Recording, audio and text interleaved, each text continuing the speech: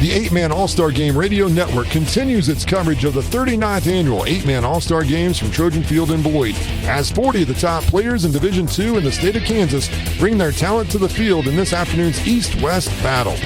Here with all the play-by-play action of the 8-Man Division II All-Star Game is Dusty Dinas. Good afternoon from Trojan Field in Beloit for the 39th annual 8-Man All-Star Games. Alongside color commentator Todd Kroger, sideline reporter Wade Gerstner, and our intern Matthew Rice, Dusty Dinas with you on this fine Saturday afternoon as we welcome 40 of the best 8-Man Division II players in the state of Kansas. And a big welcome to our listeners on the 8-Man All-Star Game Radio Network on KR92 in Belleville, Katy Country 94, KDNS Downs Beloit, 95.5 FM KNDY Marysville, 98.9 1540 KMCP in McPherson, 99.3 1370 Coil in Iola, and 1540 KLQR in Larned. And to those listening online at AstroRadio.com, the KQ&K stream and app, and www.8manallstars.com. Glad to have you all with us today. Before we proceed, let us fill you in on how this terrific event became a reality. In 1985, the 8-Man Coaches Association created the Kansas 8-Man All-Star Football Game. The following year, 1986, area student athletes participated in the first game at Trojan Stadium in Beloit, Kansas. Players are selected by the 8-Man Coaches Committee each December. In 2001, after many requests, the 8-Man All-Star Football Game became plural as 2 8-Man division games were played, with one being played in the morning and another played in the afternoon. These 8-Man All-Star Games rely on the support of the community as well as resources from the North Central Kansas Technical College, Beloit Junior Senior High School, the Knights of Columbus, and the Beloit Rotary Club. Playing the biggest role in handling the organization of the event is the 8-Man All-Star Game Committee, as they work together to cover all the fine details behind the scenes to make sure the games and the entire week of activities go smoothly. A huge thanks to the chairman, Dave Dubert, and the entire committee for their hard work and extra efforts in making this one-of-a-kind event possible in the city of Beloit. The entire week of fun began for the 88-Man All-Stars on Tuesday as they checked into the North Central Kansas Technical College, went through 2 meetings, and, of course, practiced off the field. There are other things to do for the players. They went to the movies, attended the NCK Tech College Tour, 8-Man Pep Rally at Chautauqua Park in Beloit, and participated in Friday Night Lights yesterday. Plus, they enjoyed a players' banquet and meal last night at the Student Union. It was the most lively players' banquet that we have ever had. I'll just put it that way. There were some jokes that I can't repeat on the radio, actually, that were said at the banquet last night. But it was all in good fun, a great time. And now, for many, they're headed to the field for the last time to play football competitively, while others will be taking their talent to the next level in college. Again, judging by the chats of the players, we've seen them all week. They're ready to showcase their talents today in the 39th annual 8-Man All-Star Games here at Trojan Field in Beloit. We do thank the officials for today's game. They include Dalton Provost, Zeke Haig, James Garrettson, Easton Burton, and Mark Zarbanicki. Those are our officials today. And a big thanks to the trainer, Steve Schrader, and Taylor Lepai, the student trainer from Smith Center, joining us as well this year. When we return on the 8-Man All-Star pregame show, we'll profile a few of our All-Star participants. We will be back in 2 minutes. This is the 8-Man All-Star Game Radio Network. Your horse deserves the best. That's why Central Valley Ag developed Empyrean Equine Feed. Trust CVA Empyrean for a superior feed solution that prioritizes health, longevity, and peak performance. Designed to support horses throughout their lives, Empyrean's powerful blend of nutritional elements with Amifirm at its core optimizes equine health and performance. Try Empyrean today. Visit cvacoop.com. The Brush Art Corporation of Downs, Kansas would like to wish all of the 8-Man All-Star Game participants the best luck in today's games in Beloit. And they're proud to support all area athletes and athletic programs. At Brush Art Corporation, they pride themselves on long-term personalized customer relationships with a variety of companies. Where do great brands turn to find solutions at work? Brush Art Corporation of Downs, Kansas. Proud to be a sponsor of today's 8-Man All-Star Games. Ready to supercharge your online experience? Switch to Cunningham Fiber today. Say goodbye to frustrating lag and hello to lightning-fast gigabit speeds that will keep you ahead of the game. With Cunningham Fiber, enjoy seamless streaming, rapid downloads, and crystal-clear video calls that bring you closer to loved ones. Plus, with our reliable connection, you can count on staying connected when it matters most. Don't settle for mediocre internet. Call today to get on the list for Cunningham's Fiber Gig Broadband and unlock a world of possibilities. Visit us at ctcfiber.net or call now to make the switch. Cunningham Fiber. Connect with us. The Schooler Company in Downs can handle your grain in a timely fashion and tailors risk management solutions for their customers by buying, selling, storing, and transporting grain and ingredients for use in feed, food, and renewable fuel markets worldwide. Call them today with any questions you may have at 785-620-1133. The Schooler Company in Downs, wishing all of the 8-man All-Star participants the best of luck in today's games.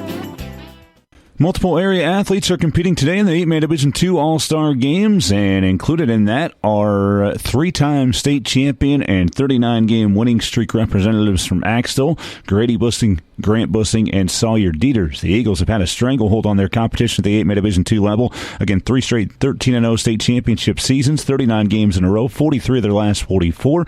This contingent of All-Stars have helped lead Axtell to a combined 46-3 record over their 4 years in high school. Grady Bussing and Sawyer Dieters, both first-team All-State offensive linemen, helping the Eagles amass 3,870 total yards in 2023. And as a tight end, Grady also contributed with 27 catches for 535 yards and 8 touchdowns receiving.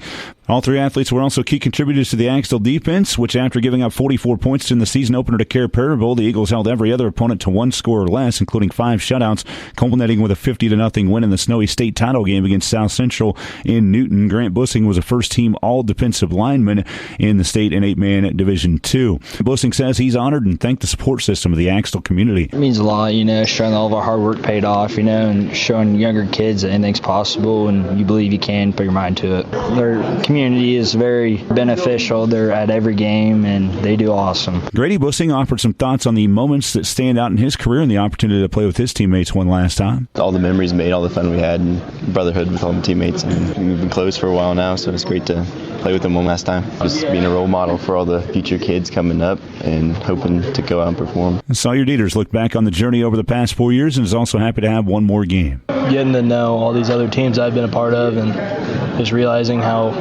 the dedication's increased and how so is our skill set. I mean, it's just an amazing opportunity to have. It shows that we will represent our school well and hopefully make them proud. The Osborne Bulldogs know all about the Axtell Eagles, as unfortunately their season ended at their hands the last 2 years in the third round of the 8-man Division II playoffs, but Osborne still had a lot of success, combining to go 18-4 over the last 2 seasons. They have 2 8-man All-Stars in Doak Guttery and Nathan Goheen.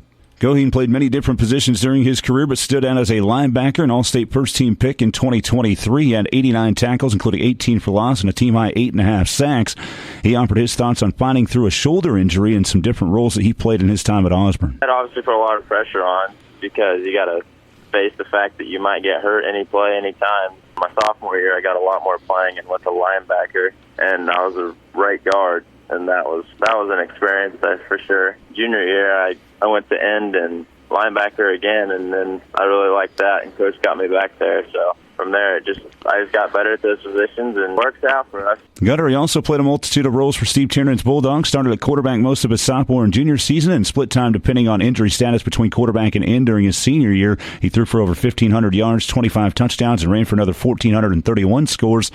Guttery discussed the real possibility of missing his senior year with a back injury and what he learned from playing for Coach Tiernan these past 4 seasons. Some things I've learned under Tiernan over the years is how to always be prepared and ready for your opponent. I wasn't even know if I was going to be able to play my senior year until maybe 1st of September. So, yeah, it's been a wild ride for sure, but I wouldn't change it for anything. Also familiar with his new Osborne Bulldog teammates is Lakeside's Ian Kersine, who went to school in the eastern part of Osborne County and was a rival of those Bulldog players during his high school career. Kersine was a starter all 4 years for the Lakeside Knights and really became a mainstay offensively over the past couple of seasons. He actually amassed over 1,000 all-purpose yards each of the last 3, career-high 1,889 all-purpose yards as a junior, and a career-high 1,448 yards and 32 touchdowns rushing in his senior season. He was also a state powerlifting champion in the weight room, is what he attributed to his success.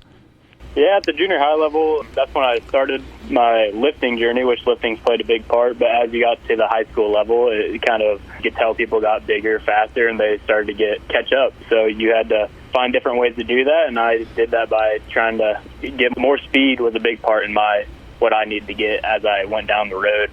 Catch all 6 of these area athletes and many more playing in the 8-man Division II All-Star Game. It's coming up shortly. We'll have our pregame show continuing as we will be joined by the head coaches of the 8-man Division II All-Star teams, West Coach Mitch Engelken from Stafford and East Coach Nick Anderson of Frankfort. We'll be back in 2 minutes. This is the 8-man All-Star Game Radio Network. Continuing to grow to meet your needs, the Guarantee State Bank & Trust Company. With 100 years under our belt, the Guarantee offers the convenient banking tools you need today.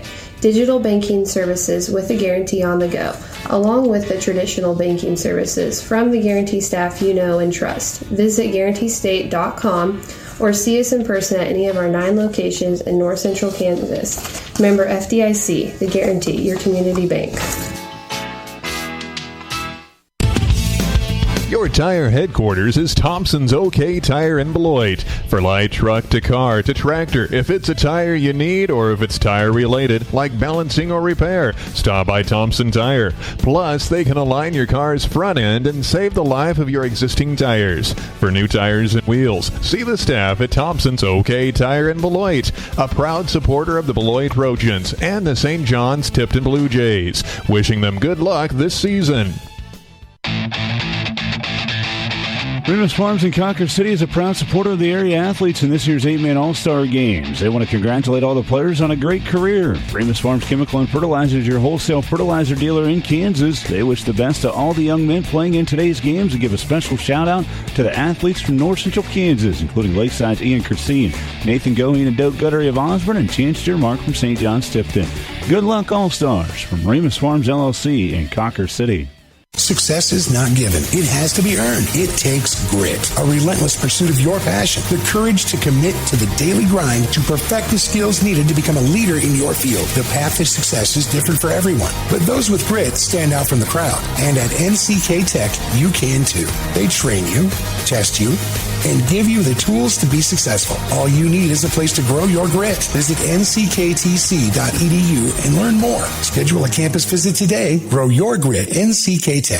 Hey, Dustin Donis back here on the pregame show on the Kansas 8-Man All-Star Radio Network, the Division II All-Star Game. We're joined by the West head coach, Mitch Engelken from Stafford. Mitch, first of all, thanks for taking some time to join us. Obviously, you're familiar with the 8-man game, and last year you were able to be an assistant coach here, stepping up to the head coaching role. What's been the difference for you so far here this year, and what kind of group do you have this year? Different so far. A little bit more responsibility, but the good thing is I kind of put it on my assistants, how's been running the offense, Dunlap running the defense, so I'm just kind of overseeing everything in game planning and practice planning. But what I've been seeing, we really we had more nominees this year, so more all-star selection guys to choose from, and so we kind of narrowed down the 20 guys that we thought would really help us give us a chance to win Saturday, and so we really like what we see overall. Got a lot of athletes, so it's always good. I know you'll tell me that you put the letter jacket away and all that stuff, but you had a lot of success in this game. You still hold the rushing record, 251 yards back in 2012 playing at B&B on the East squad, but just the experience that you have there, what's the difference as a coach, but also what can you teach the kids about the game based on that experience you do have in this game? The experience was great, and it was, you're becoming friends and hanging out with and making all these new memories and spending time with kids that you competed against all the time. And now as a coach, getting to see them relationships build and also building with them as their coach, that's probably the best thing about this whole week, and probably the saddest part too, when the week's over. You might not see these kids again, ever, but you have that lifelong memory of that All-Star week, and so it's just a great experience, and it's always fun coming up here. I've been glad to be back the last 2 after playing 12 years ago. So 2 years at Stafford. You got one of your own kids here, Jimmy Olsen. How much has he meant to what you had there at Stafford, and how excited are you to coach him for one last game as well? Oh yeah, 100%. He's been a great leader for our school and team overall. He was a sophomore the year before I got there, and he hadn't done high school football. He hadn't done football since junior high, and he was at a different school at that time. And so getting him to come out for football was awesome. And when he came out, a few others came out with him, and he's just a great leader, great attitude, works his butt off every day. Yes sir type of guy, and does it the way it's supposed to be done. So I'm very excited to get to see him play again and to coach him one more time. So going against the East, as far as what you think your strengths are compared to what theirs are, obviously you're from that area originally, so you know the talent that comes out of the East, especially from the Twin Valley League and Coach Anderson's group over there. What do you expect from them, and how do you think you can match up? Well, it's going to depend a little bit on who's calling the offense and defense, but we'll adapt and go from there. But I know the actual boys, I got to coach them for a few years there, and of course they were in junior high at that time, but they're big now, so they've got some big guys, and I coached the Osborne kids too for a year, and And so, I mean, they've got some great athletes. They've got some size and some speed. I think the only question was looking at their roster was who the quarterback was going to be.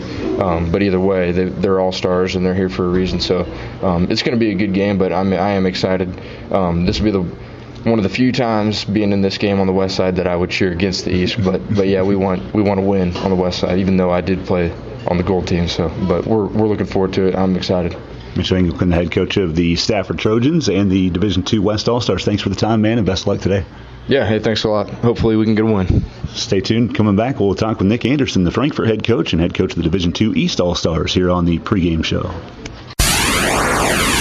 Welcome back on our pregame show here on the 8-Man All-Star Game Radio Network and Katy Country 94. We're pleased to be joined now by the Division II East head coach, Nick Anderson, head coach of the Frankfort Wildcats. First of all, thanks for taking some time to be here. I know this is an opportunity, just from hearing you talk earlier this week at the luncheon, that you're relishing in and enjoying the fact that you'll be able to be the head coach of this D2 East team. What's the experience been like for you this week as you get prepared for today's game?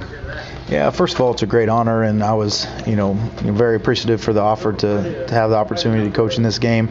I've been a head coach for 8 years now, and I've always wanted the opportunity, and so I was very happy when that was available this year. And I told the kids throughout the week that, everything that I've experienced has been above and beyond my expectations as far as, just how the week has went and how the kids have, bought in and, built relationships with each other and just how they've treated us as a coaching staff and treated each other. So it's been fantastic and an experience that I won't forget.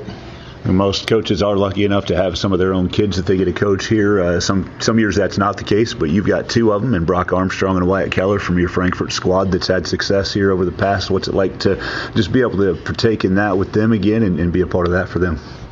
Yeah, I remember, this fall when we lost in the sub-state game versus Axtell and, giving them both hugs and crying with them because we both thought that it was our last opportunity to be together. And so to get another opportunity to coach them for a week has been very special. And those two have meant a lot to me individually and a lot to our football program. And, they've been a big part of the success we've had during their time at Frankfort. So just been an honor to be able to coach them again and super happy that they get an opportunity to put a helmet on again. You mentioned the loss to Axtell. I only bring that up because now you get to coach these kids instead of playing against them that are from Axtell and Hanover and the Twin Valley League. And so just based on that, you've got a good group of kids. But as you've looked at your whole team coming into this, how do you feel about the group and some of the strengths that you have? Yeah, being a TVL guy, obviously I'm biased, and I think it's the best small league in the state of Kansas. You just look at the state championships and the amount of success that comes from that area is just crazy. So anytime you get to coach with TVL kids, you got good kids, well-coached kids, and they haven't disappointed, that's for sure. And it has been a nice, refreshing to be on the other end, obviously, with them. But overall, as a team, guys have just really stepped up, and guys I didn't really know much about have really impressed me. And I think we got some dudes on our team, and really excited to see how they perform. Obviously, you don't know what position everybody's going to be playing for the opponent, but what are your thoughts on the West team from what you might know about some of their kids? To be honest with you, I'm not that familiar. We don't play too many West schools. Our focus has been trying to get the right pieces in the right spots for our team, more than focusing and worrying about the other team. So, to be honest with you, I can't tell you a lot. I know they're going to be well coached. Mitch Engelken is a great X and O guy and a great motivator. So, I know that they will have that going for them. Nick Anderson, coach of Frankfort Wildcats, the Division II East All-Stars. Thanks for the time, Coach. Best of luck today. I appreciate it. And stay tuned on our pregame show. Coming up, the 8-Man Division II All-Stars will introduce themselves. We'll be back in 2 minutes. This is the 8-Man All-Star Game Radio Network. Attention all farmers, truckers, and haulers. Miller Welding of Downs is proud to be a distributor of Sherco's top-of-the-line tarp and hopper openers. Not only do they sell, but they can also install and service your Sherco electric tarp and hopper openers. Sherco offers a wide range of tarping solutions for the agriculture industry for everything from grain trailers, grain trucks, grain carts, wagons, and more. Their advanced technology allows you to cover and uncover loads effortlessly, saving you time and hassle on every job. Visit Miller Welding on Highway 24 just west of Downs or call 785-454-3425 to find out more. For the latest news, standings, and schedules for your favorite high school teams, visit ncksports.com, your home on the web for high school sports involving the North Central Activities Association, Northern Plains League, plus Smith Center and Concordia. Visit ncksports.com today. A big thanks to our sponsors, Thompson OK Tire in Beloit, Mankato Professional Pharmacy, S&S Drug and Home Health, Brush Art Corporation and the Brush Group, Cunningham Telephone and Cable, and by Farm Bureau Financial Services, Todd Clover, Sales Associate.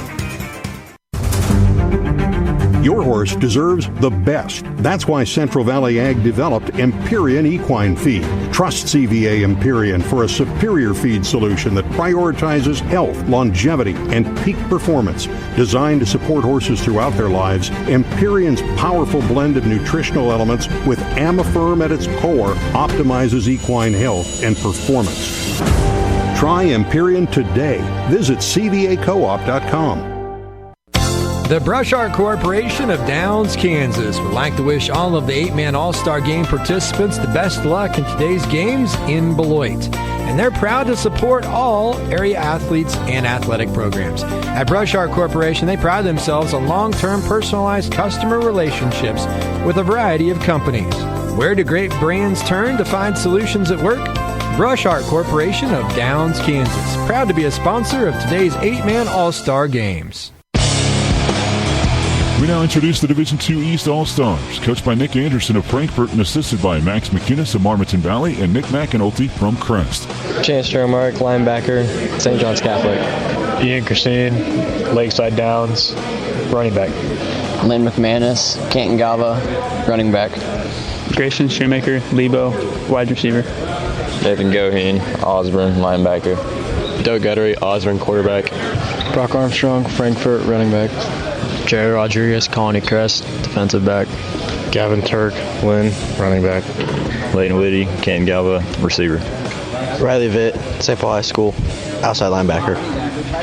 Wyatt Collins, Canton Galva, tight end. Levi Griffith, line, Hanover. Grady Bissing, Axel, tight end. Wyatt Keller, Frankfort, linebacker. Grant Bussing, Axtell, lineman. Zachary Kirkpatrick, St. Paul High School, defensive tackle. Daniel Furens, Marmaton Valley High School, offensive lineman. Sawyer Dieters, Axtell High School, defensive line. Callan Wentzy, tight end, Fairfield, Kansas. And now let's meet the Division II West All-Stars, coached by Mitch Engelken of Stafford, assisted by Corey Dunlap of Kinsley and Matt Hausman of Hodgman County. Lucas Dunham, wide receiver, South Harbor High School. Landon Schmidberger, quarterback, Victoria High. Isaiah Jellison, running back, South Central High School. Jimmy Olson, wide receiver, Stafford High School. Brody Batchman, linebacker, Sylvan Grove. Owen Reese, quarterback, Hodgman County. Mason Baker, running back, Thunder Ridge. Caden Arnsman, defensive end, Kinsley, Kansas. Eli Lang, receiver, Mineola. Andrew Bowman, wide receiver, Buckland. Connor Chamberlain, running back, Kinsley High School. Joseph Anderson, linebacker, Satana High School. James Littlewood, tight end at Mineola High School. Gavin Owl, linebacker, Coldwater. Matthew Patterson, defensive end, Hodgman. Seth Schween, defensive end, Victoria. Curtis Barnard, offensive lineman, South Central. Isaiah Pierce, defensive end, Buckland. William Shear, offensive line, Victoria. Bryson Rathgeber, linebacker, South Parker. And now we head back to Trojan Field in Beloit on the Kansas 8-Man All-Star Game Radio Network. All right, Dusty Dennis back with you here on the 8-Man All-Star Game Radio Network. We are just about to have the national anthem, so we're going to take a quick 2-minute break. We'll be back after this on the Kansas 8-Man All-Star Radio Network. Hey there, Internet user. Ready to upgrade your online experience? At Cunningham Fiber, we're not just about fast speeds. We're about personal connection. With local offices right in your neighborhood and live customer support, help is always just around the corner. Say goodbye to long waits and automated messages. Our friendly, knowledgeable team is here to assist you with any questions or concerns you may have. Experience the difference with Cunningham Fiber, where fast Internet meets local support. Visit ctcfiber.net. Call now to join the family. Cunningham Fiber. Connect with us. The Schooler Company in Downs can handle your grain in a timely fashion and tailors risk management solutions for their customers by buying, selling, storing, and transporting grain and ingredients for use in feed, food, and renewable fuel markets worldwide. Call them today with any questions you may have at 785-620-1133. The Schooler Company in Downs, wishing all of the 8-man All-Star participants the best of luck in today's games. Continuing to grow to meet your needs, the Guarantee State Bank and Trust Company. With 100 years under our belt, the Guarantee offers the convenient banking tools you need today. Digital banking services with the Guarantee on the go, along with the traditional banking services from the Guarantee staff you know and trust. Visit GuaranteeState.com or see us in person at any of our 9 locations in North Central Kansas. Member FDIC, the Guarantee, your community bank. Your tire headquarters is Thompson's OK Tire in Beloit. For light truck to car to tractor, if it's a tire you need or if it's tire related, like balancing or repair, stop by Thompson Tire. Plus, they can align your car's front end and save the life of your existing tires. For new tires and wheels, see the staff at Thompson's OK Tire in Beloit, a proud supporter of the Beloit Trojans and the St. John's Tipton Blue Jays. Wishing them good luck this season. All right, Dustin Down, Todd Clover back with you in the booth, as well as our intern Matthew Bryce with us, and Wade Gerstner will be on the sidelines here for Game 2, the 8-man Division II All-Star game here at Trojan Field in Beloit as we approach kickoff here today. Again, Division II East All-Stars are headed out there with the captains, Zachary Kirkpatrick, Doak Guttery, and Sawyer Dieters. And for the Division II West squad, headed out there for the coin toss right now are Mason Baker, Owen Reese, and the final captain is Joseph Anderson, who was the Jerry Slayton inspirational player for the Division II squad. Congratulations on making it to this game. Coin toss. You've been chosen to be the captains. I expect you to act like you knock somebody down, help them out, no matter the color of the jersey, all right? Each year, the visiting team on the scoreboard, you'll be able to make the call. Heads, tails, tails, heads. I'll call it in the air, repeat back to me what he says. Tails. Tails. It is tails.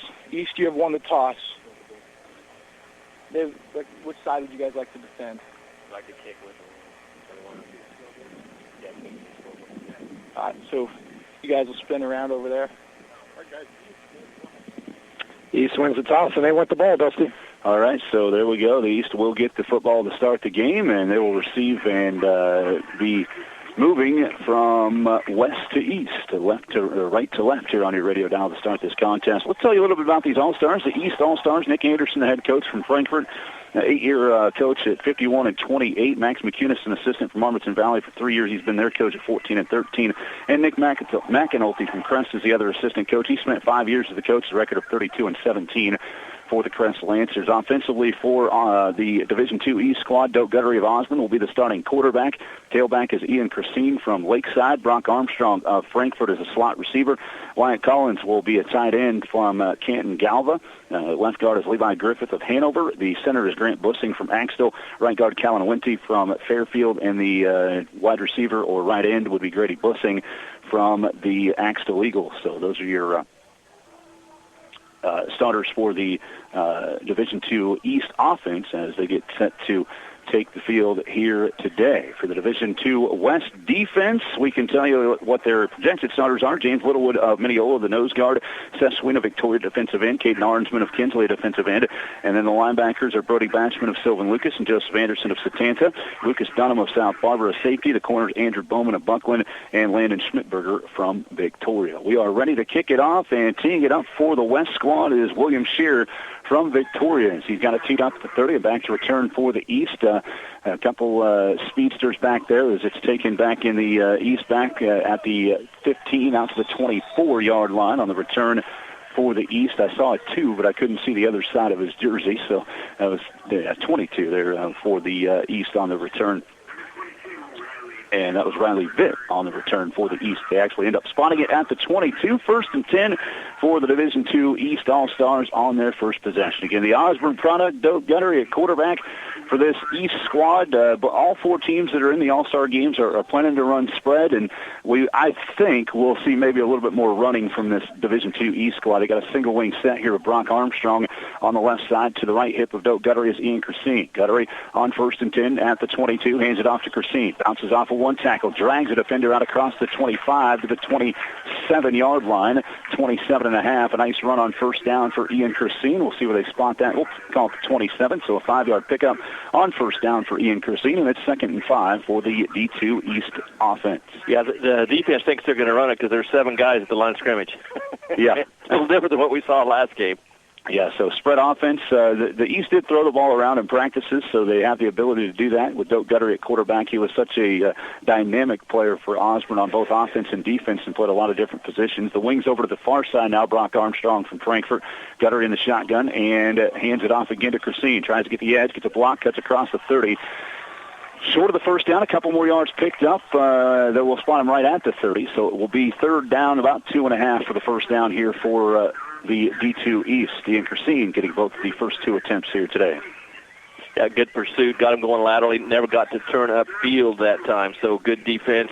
Got to stop at the line of scrimmage, and as we've seen Christine do, he always falls forward, gets an extra yard or 2 after contact. So 3rd down, about 2.5 to go for the first down, just into this 8-man Division II All-Star game. No score between the East and West. Twin split this time. Grady Bussing to the far side. Of the near side is Armstrong. And in the shotgun again is Doak Guttery from Osborne. To his right hip is Christine. Try to draw him off sides and doesn't. Guttery breaks off the first tackle. Ball pops in the air. Doak gets it back and has enough for a first down out across the 30 to the 34. And a 4-yard pickup on the play, setting up a first down for the D2 East. Doak Guttery getting a fortuitous bounce into the air to keep that possession for the East. So you were at practice this week. He's not supposed to flip that ball up in the air. They didn't work on that play. They didn't work on that part. So, that's when kind of those jitters early, and you don't want those early turnovers. We saw that safety early in the first game. So it is 1st and 10 now for the D2 East. They have the ball at their own 34. In motion to the near side, the shovel pass goes to Gavin Turk, who spins at the midfield stripe on the near sideline, taken down finally in the end. There's a penalty flag, though, at the 30-yard line that could be bringing this one back. It was a 9-yard pickup initially, but in the backfield, this penalty will pull him back. Yeah, he's grabbing his wrist. Holding on the Division II East will wipe away that play. And I would assume rules are the same in the 8-man All-Star game, where this will be taken from the line of scrimmage, not from the spot of the foul on the penalty. They just changed those rules. They're marking it from the penalty spot. They changed those rules during the regular season, I know, but they do move it all the way back to the 20. So it will be now a first down and about 24 for the D2 East. Yeah, and those kind of penalties in the first game with the style of offenses weren't as big of penalties. When you're running the football and you get backed up for your first and a long ways to go, that makes it more difficult. But we'll see if they can throw the ball a little bit. About 24 to go for the first down as Guttery's in the shotgun. To his right again is Christine. Doak takes the snap, wants to throw. Lefty delivery, far sideline. Coming back to the ball was Bussing. Great play by Andrew Bowman, though, on that far side to keep coverage for the West squad. It falls incomplete at about the 34, which would have been the original line of scrimmage on this drive. It's incomplete and sets up 2nd down and 24 now for the East. Just a great job of, it looked like the receiver was going to come back and adjust the ball that was underthrown several yards, but good job in the secondary getting a finger in there and knocking the ball down. Christine checking out. Gavin Turk from Lynn had an outstanding career for the Bulldogs, and as over his career, he ran for 2,941 yards and 48 scores. He ran for just under 2,000 this year with 29 touchdowns. So he'll rotate some time at running back with Ian Christine of Lakeside. Guttery calling out a blitz here on the near side on 2nd down and 24. Spins, rolls to the near side. Lefty delivers, fires high, and near the sideline, Grady Bussing dives at the 40, but he cannot reel it in. It's out of bounds, incomplete, and setting up now 3rd down and 24 for the East. Yeah, and really good coverage. Schmidberger was all over that. There's just no place to put the ball there. So when you can have that kind of coverage, that's going to make it tough on the quarterback to find receivers. You've been absolutely right on these first 2 plays where they've had to throw the ball, Todd, where they wanted to come out. It was obvious they wanted to run the football to start this game with Guttery, kind of a power quarterback in the spread offense that knows how to run the football. Doak had over 900 yards rushing in his junior year. He had to deal with a back injury that kind of limited what he was able to do coming back on the rehab part of that in his senior season. Guttery in the shotgun with trips to the far side, and the snap goes to Doak. He rolls far side. Guttery firing into the far sideline looking for Armstrong. It's tipped out of bounds, and It will be incomplete. And now 4th down and 24. You would expect a punt coming up here for the East All-Stars. Yeah, you got to be impressed with the coverage in the secondary on all 3 of those passes. First 2 kind of getting a hand in there, and then on the last one, you hit the receiver just as the ball gets there and it pops out. So it's now 4th down and 24 for the Division II East All-Stars. 9:32 to play in the first quarter. Nobody's scored yet. This is the second possession. And this is the first possession. The D2 East sent to punt the football away and give the second possession to the West if they get it off. The punt for the East is a high one. It takes a roll and back to return and receive there for the West, letting it roll all the way down to the 20 with Lucas Dunham. And that's where the West will take over their first possession, right basically at the 20-yard line. Knows the football will be ahead of the 20, almost the 21 for the West All-Stars. Offense for the West will be at quarterback Owen Reese from Hodgman County. The slot receiver is Mason Baker from Thunder Ridge. The flanker Eli Lang from Mineola. Wide receiver is Kinsley's Connor Chamberlain. Center Matt Patterson from Hodgman County. Left guard Curtis Barnard of South Central. Right guard is William Shear from Victoria. And Gavin Owl at the right end spot for the offense of the West from South Central. So those are your 8 starters on the west side of things, as there are 2 receivers bunched near side, 1 to the far, or 1 to the near, 2 to the far. Pass goes far side, and it's caught by Mason Baker of Thunder Ridge as he gets out near the 30. We'll call it the 29, so a pickup of about 8.5 on first down, setting up second down and very short on the pass play. The starters for this defense for the Division II East, Zachary Kirkpatrick from St. Paul and Sawyer Dieters of Axel are the down linemen, the defensive tackles. Outside linebackers Nathan Goheen of Osborne, Chancellor Marcus St. John's Tipton, safety Grayson Shoemaker of Lebo, middle linebacker Wyatt Keller from Frankfort, and the corners are Lane McManus of Canton Galva and Jerry Rodriguez from Crest. Here's a give off here, and Mason Baker bringing it around the end on the midfield stripe and all the way into the East territory at the 38. Well, plenty of time to throw on the first down, and then you just got a bit of a reverse there where you flip it to the receiver in motion, and you get the corner. There's nobody setting the edge, nobody getting across. And when that happens and that speed gets turned upfield, you're going to have a big day running the football. A 13-yard pickup on that play, so setting up now 1st and 10 for the West inside the East territory at the 38. Direct snap to Reese. He goes straight forward, dives across 1 tackle to the 30 and down to the 29 of the East. A 9-yard pickup on the run play. What you see right now is spread out, and they're spread out wide, and then just snap it to the quarterback and find a gap and really good yards to set up second and short. So if you're not very sound in your tackling when they split everybody out wide, it's going to be a tough day defensively. Full yard to go here for first down after a 9-yard run by Owen Reese on first down. 8:24 to play in the first quarter. No score. Reese takes the snap. Another shovel pass, quick hit here for Baker around the near end. He breaks the first tackle and finally knocked out of bounds on the near sideline, just short of the 20. It's enough for a first down on an 8-yard pickup for the West squad. Mason Baker of Thunder Ridge, as expected, getting involved early in this one. Well, and you see him attacking the entire part of the field. You got a short pass in the flat. You have a couple reverses. You have a quarterback draw up the middle, so they've attacked wide on both sides. They've attacked the middle in just the first 4 plays of the game. 1st and 10 for the West at the 20 of the East, as they're looking to strike first in the 8-man All-Star game, the Division II side. 1 receiver to the near, 2 to the far side. In motion behind the quarterback, Lane gets a quick pitch here from Reese. Lane goes to the far side at the 20, lowers his shoulder and gets to the 15, and that's where they'll spot him out of bounds a little ahead of the 15-yard line. A 5-yard pickup on first down for Eli Lang, and it's second down in the short 5 coming up for the West. So what you're seeing is there's no defensive end in the game. There's 2 defensive tackles down inside, and it's just been very easy to get the corner so far in this game. Second down and 5, a short 5 for the West. The ball knows the football just inside the 15-yard line of the East. 8:09 in the first quarter. Reese takes the snap, out route, far sideline pass for Mason Baker, just ahead of the chains, enough for a first down on a 6-yard pass play from Reese to Baker. That's been an early connection in this one, and it's paying off for the West as they have first and goal at the 9.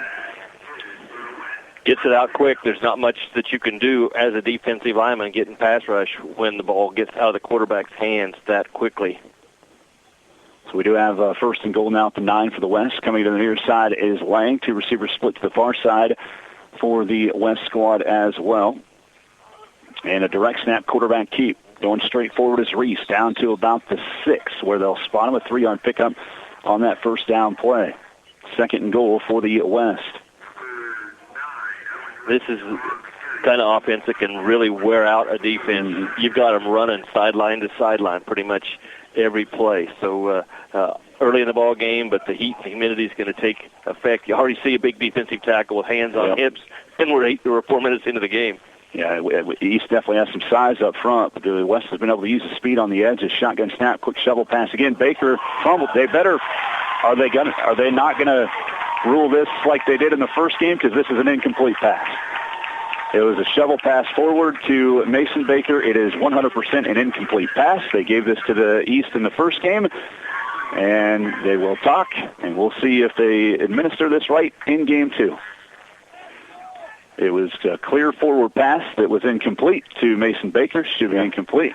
They gave it to the East again. But what I'm seeing them do in this game... Mitch Angleton's not happy about it, obviously, either. I see him catching it and flipping it like this forward. The ball is going forward. If it's going forward at all, it is an incomplete pass. It's the same thing that happened in the first game. Yeah. So, we'll call it a fumble. Administered incorrectly for the second straight game. It's weird that you'd see that in 2 games in a row, but I guess they're consistent. I did not see who recovered the fumble. 60, Kirkpatrick. So the East has it at the 5, 1st and 10. Going to Corsini and breaks one tackle, dives across the 10 and out to the 12-yard line. We'll call it the 11, a 6-yard run there for Ian Corsini. We'll go down to Wayne. Yeah, and go ahead and leave my volume up, and I'll turn this off here. Yeah. But yeah, they're consistent. You're absolutely right. But that's a pass. And yeah, the same reaction came from the West in this game as it did in the first game. Second down and 4 coming up now for the East after the 6-yard run by Ian Corsini on first down. Pistol snap goes to Doak Gutter. He lowers his shoulder, has enough for a first down out across the 15 near the 20-yard line and actually down to the 21. A nice run there for Doak Gutter of 10 yards. His second carry of the game for 14. Yeah, that just gets a good-sized running back that's playing quarterback position, big physical player, just straight ahead. And you're seeing same thing I said with Corsini. You're going to get yards after contact, and that's something that's going to wear on a defense, too, on what's going to end up being a hot, muggy afternoon. Not hot, but you're not used to 3 hours playing football because you haven't been doing it since the fall. Definitely muggy. They did pull that back to the 20 on the spot, so it's a 9-yard pickup, but still a first down to the East. Guttery in the shotgun, sending Armstrong in motion to the far side for the East. Low snap, Guttery rolls, has to go to the other side, looking for Bussing over there. Bowman's there on the coverage, and Bussing actually had to come over up the top of the back of Bowman, and it fell incomplete at about the 35. Bowman actually kind of got twisted around there, but no contact as far as it was deemed for an interference call. Ball falls incomplete, 2nd and 10 for the East. 0 for 4 passing to start the game for the East, by the way. Yeah, and that could have been an interception. It was kind of in his hands, but it was a really good job by the receiver coming back to the ball, and some would say interfering with the defensive back, but I don't think it was. I said some will say Yeah. 2nd and 10 now for the East as they have it in a pistol formation. Guttery in the pistol with Corsini, or actually Turk behind him this time. Doak takes it forward out to the 22 on a 2-yard pickup for Doak, and it's now 3rd down and 8. 3 carries for 15 early for Doak Guttery. 13 yards on 3 carries for Ian Corsini as well. Yeah, that's the way to step up in a hole and make a tackle. That's good defense. It's 3rd down and 8 coming up for the East. 5:50 to play first quarter. No score yet. The West was threatening to score, but again, a shovel pass was called a fumble, and the East picked it up, and they get the ball on a Kirkpatrick fumble recovery. So the East with the football at the 22, their own, 3rd down and 8. Corsini comes to the near side. 2 receivers to the far side are Armstrong and Bussing. Ian sent in motion to the far side. Guttery takes the snap on a strong left side. Has time to throw. Fires deep over the middle looking for Bussing. Bowman's there. Oh, they call PI on the play.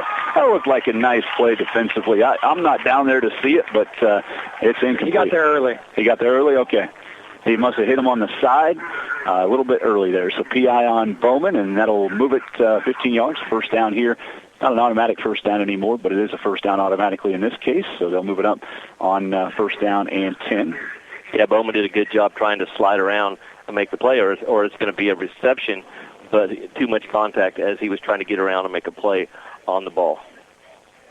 So move at 15 should be at the 37, first and 10 for the East after the pass interference play, and that is indeed where they'll spot the football. 5:21 to play first quarter, no score yet as the East gets the benefit of a penalty, and we'll look to punch one in here. Well, that's why when it's in long yardage, sometimes you throw the ball downfield and hope for reception, hope for an interference call. Guttery, the quarterback for the D2 East from Osborne, threw for over 1,580 yards, ran for over 1,400 yards in his career, so he's definitely a dual-threat guy that has the ability to throw. He's in the pistol this time, again with Christine behind him. He fakes to Christine. Doak looking to get into the open field. What an open field shoestring tackle by the defense of the West squad. And getting in there is Joseph Anderson from Setanta to make the stop. And a gain of about a half a yard is what it ends up as Guttery looked like he might get more than that. Yeah, it looked like it was a really big hole, but Doak's not your quick quarterback that's going to get through the hole quick. And he's the power back that's going to get through there. So you get through there a little quicker, and that was blocked for good yards. So Guttery with the carry there, picks up, we'll give him a yard, second down and 9 coming up here for the East. Turk back in there to the left hip of Guttery at running back. Doak has some time, fires over the middle. Nice defensive play. Bowman's been around the ball pretty much every time, it seems like, when that ball goes into the air, and Andrew Bowman knocks the ball incomplete over the middle at midfield, and it's now third down and 9 for the East. Bowman's saying, what's the record for passes defended in an 8-man game? Because I'm already there, and we're at 4:38 in the first quarter. Absolutely. He's just been all over the place for this defense. Bowman for the Buckland Red Aces had an interception this season, 41 tackles, 21 career tackles for loss, 307 total tackles. Wasn't, I guess, maybe a ball hawk as far as getting interceptions, but I would guess in his regular high school games he was all over the football as well and getting those pass deflections, which sometimes are just as big as an interception. Third down and 9 for the Division II East. Two receivers the far side, one to the near. Guttery wants to throw. Rolling to the near side. Fires over the middle. Sliding across the middle off the fingertips of Grady Bussing as he had to reach back as he slid to the field, and the turf at the 30. It falls incomplete. Would have been enough for a first down, but it's incomplete, and it's now fourth down and 9. Ball at your own 38. We'll see what the East decides to do. I would imagine they will be going for it here on this fourth down and 9 near midfield. Yeah, you had that really nice-looking grass field, but sometimes you need really a long cleat to make sure, because when he tried to put on the brakes there, as the ball was a little bit behind him, his feet went out from underneath him. Definitely some slipping in that first game that I noticed, too. East is actually going to punt, and in punt formation is Wyatt Collins. I'll say they're in punt formation. I won't say they're actually going to punt until they do, and Wyatt Collins does punt it. It's an end-over-end kick. Takes a bounce inside the 2. It's reeled in and rolling. I think they'll give him a spot outside the end zone, and they do. Back there trying to field it was Lucas Dunham, and it went through his hands at about the 5 and then rolled down inside the 5. Down to the 1 is where the spot will be where forward progress will stop. He did roll into the end zone and was taken down there, but no safety because they do give him the forward progress to the 1. But the West is backed all the way up to start their second possession. They'll have to go 79 yards for a score. Well, yeah, and the longest run in history is just 76 yards, so you can set a record here if you break one. Let's do it. We call it into fruition like Mason Scherr up at Kensington that one year, right? Exactly. Shotgun snap. Reese fires a pass far side, and it is caught over there by Chamberlain. We're not going to have the 79-yard touchdown, but we do have a 10-yard pass play on first down to get some more room here offensively. It's first down on a 10-yard pass from Owen Reese to Connor Chamberlain from Kinsley is where Chamberlain hails from. And that first drive was very impressive. Hey, and I'm down here on the sideline with Ian Christine at Lakeside. You had to travel a long way to get to this one, didn't you? Not very far. It's been fun, though. What's it mean to you to have family and friends and people here supporting the 8-Man All-Star game? It's definitely good to see. It definitely helps that it's not 5 hours away like some of these guys, but I appreciate everybody coming. Your second All-Star game in a short period of time in 2 different sports, isn't it? Yeah, it is. Which experience is better? Definitely the football. This is my sport. I love it. And definitely the 4 days being here, you get to build a relationship with these guys that you can't build with anybody else. What's it like to play against guys that you didn't stand in league play or district play, and now all of a sudden they're your teammates? It's really good because those guys were some of the toughest people I knew and hardest players to play against. So it's good to have them in our backfield with us or on defense because they help our team out a lot. What's your future plans? I plan to play football at Kansas West Wing and major in chemistry. Best of luck, man. Thank you. That was Ian Christine from Lakeside as he is off to a good start here for the East squad. Nobody scored yet in this game. 3:48 first quarter. Owen Reese had a pass attempt that went awry here in about the 24. It was his first incompletion of the game. He's 5 of 6 for 46 yards passing for the West. He's in the shotgun right now. One receiver to the near side and one to the far, actually. A little screen pass to the near side of Mason Baker at the 10. Breaks off the tackle at the 15 out to the 16. Pickup of about 5 on that pass play there, and it'll be 3rd down and 5 coming up once they spot this one. Mason Baker, you could tell, was going to be a focal point of this offense. Really, I could see that during practices this week, and he's already got 5 catches and doing a fine job in the receiving game for this East squad. Gotta love the short passing games that we've seen today by teams in both games. Just the end releases, and you drag the other end across for a short 5-yard pass for good yards. 3rd and 5, direct snap run here for Reese as he lowers his shoulder out across the 20 to the 21, very close to a first down. I will wait and see where this spot is to determine whether he got enough. It does look like by the way they spotted it, he should have enough. They're going to have to measure it, but I don't know. My eyesight's not as good at 40 as it used to be when I first started doing this with you, right? You're always the eagle eye. I'm like, Dusty's pretty confident. How can he think he knows that first down? And you always got it right. And it's like he can't be guessing because he always gets it right. But, yeah, age eventually takes over. Yeah, I think it's going to take over on this one. Let's go down to Wade.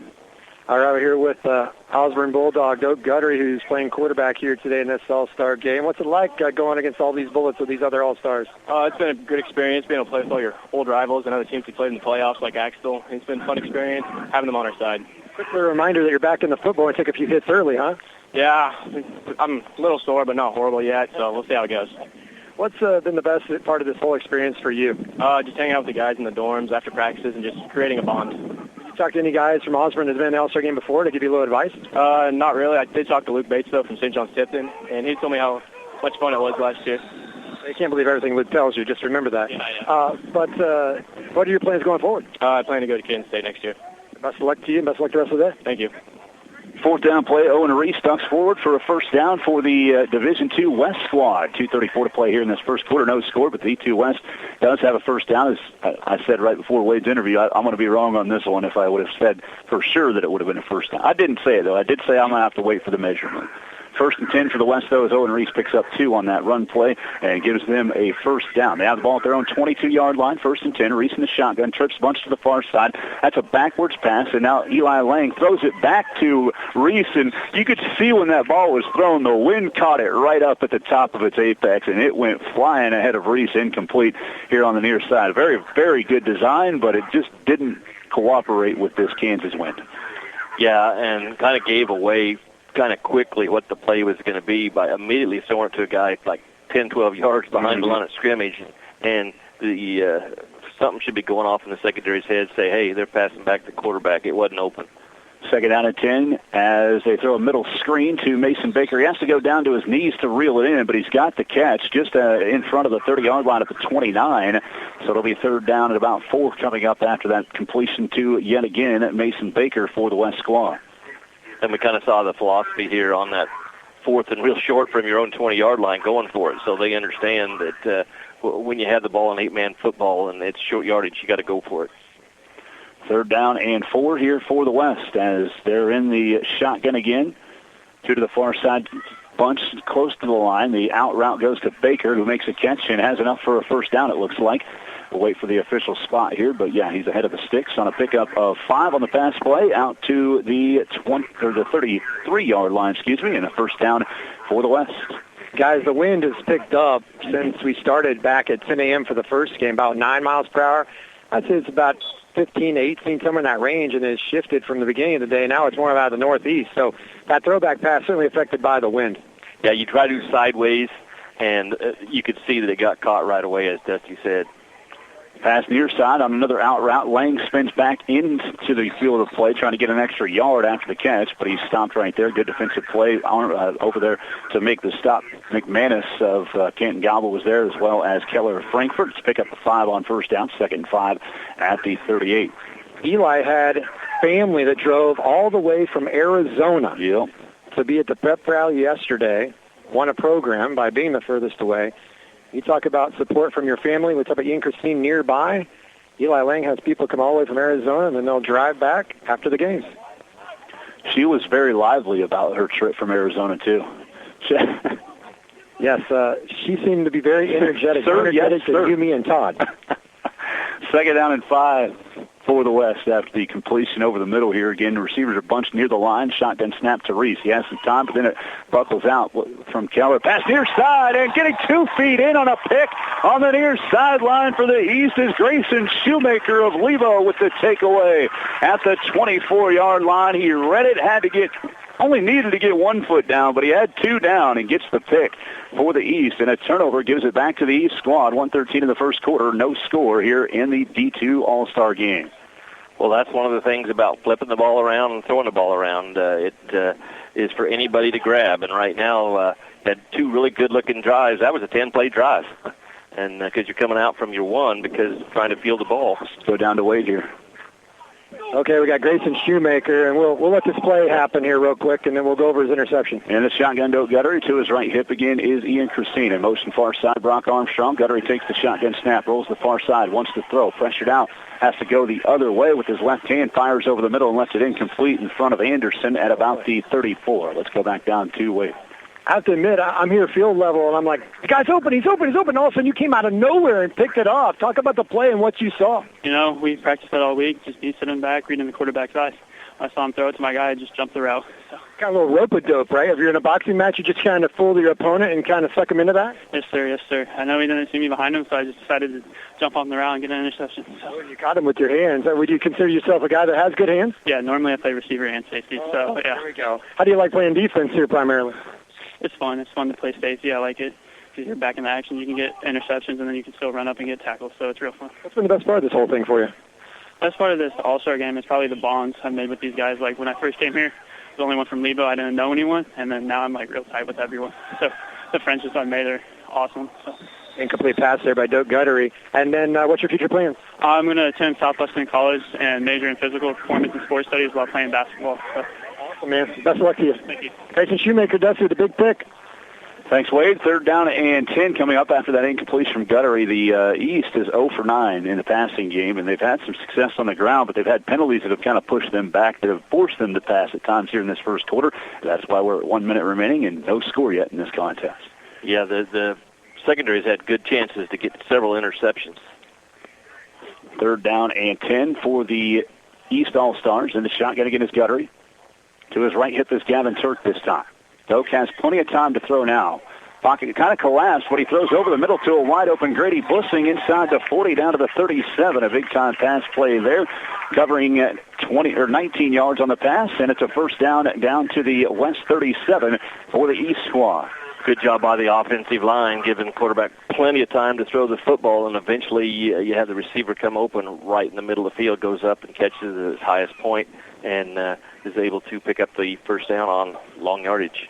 Guys, give Doak a lot of credit. He took a big-time shot right in the ribs from Schween of Victoria right when he threw it. So he stood right there in the pocket, was able to deliver that pass for 19 yards down to the 37 of the West. 1st and 10 for the East pistol formation. It's actually a direct snap to Gavin Turk this time. Gets a little block on the right side edge and gets out across the 30 down to the 28, about a yard shy of the first down. A nice, well-designed play for a 9-yard run for Gavin Turk around the right end.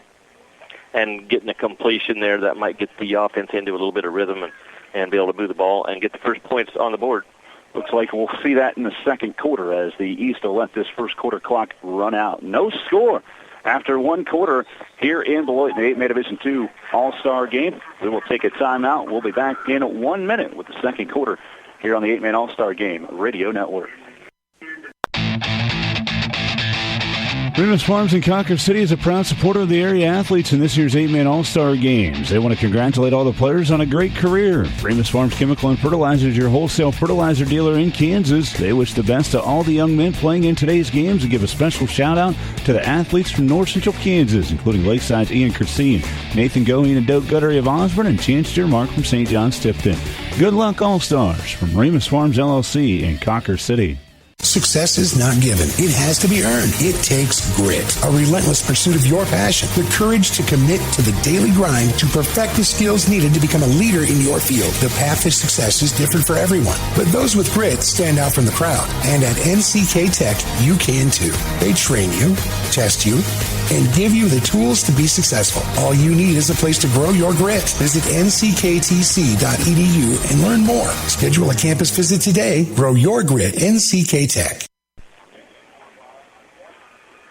Yeah, welcome back on the Kansas 8-Man All-Star Game Radio Network. This first quarter definitely was a quicker one in the D2 game than it was in the D1 game, as the East has second down and 1 coming up here to start the second quarter. First play of the second quarter will be at the 38. Oh, getting a very early start as Levi Griffith off the left end, their left guard actually, for the East squad, and that'll back them up 5 yards. So the first play of the second quarter, not even a play that's in the clock, is a false start by Griffith. So a 5-yard penalty there for the East will back them up, setting up now second down and 6 for the D2 East. Second penalty of the game for the East. Yeah, first quarter, you got to get those offenses going. It was just 8-6 in the first game this morning after the quarter, and then the points picked up. Second down and 6, shotgun snap, or pistol snap actually. Christine hands it off to Ian, Guttery handed it off to Christine, and Ian was taken down immediately. Another loss of 2 on the play, and it's now third down and 8 back at the 35 of the West for the East squad. That's Sween with another nice play. He's having a good first quarter and first play of the second. Third down and 8 now for the East, as Todd said, trying to get these offenses going. Get some points on the board. This is obviously the lowest scoring first quarter in the 8-man football game. You can't get lower than 0-0, can you? Third down and 8.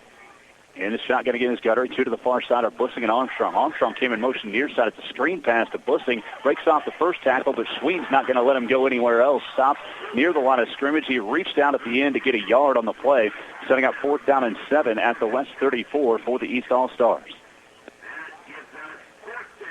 Another nice tackle on the play. And once again, it's so important that you can tackle, because against good athletes, when you miss that tackle, that's when you have the big plays. And a lot of times in the fall, that's why you see the blowout scores that you do, because you don't have equal talent like you have today.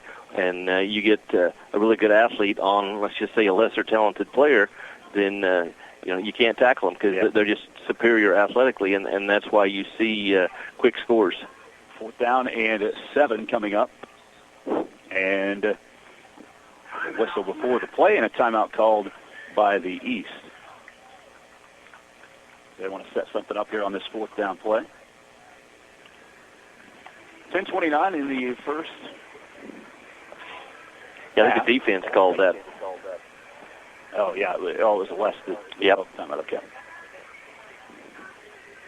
So the West getting the timeout here, and East will talk it over here on a fourth down and 7. Well, let's kind of see what they do here, because last time on long yardage where they would have had to punt if they didn't pick it up, they didn't rush anybody, and they only sent 2 guys, and the quarterback had all day to throw the football, and eventually somebody broke open. So let's see if they come with a little bit more of, maybe not a blitz, but at least getting 3 guys after the quarterback so he doesn't have so much time to throw.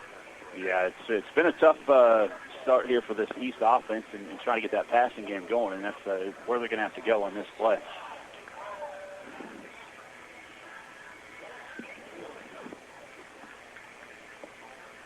.29 here in the first as the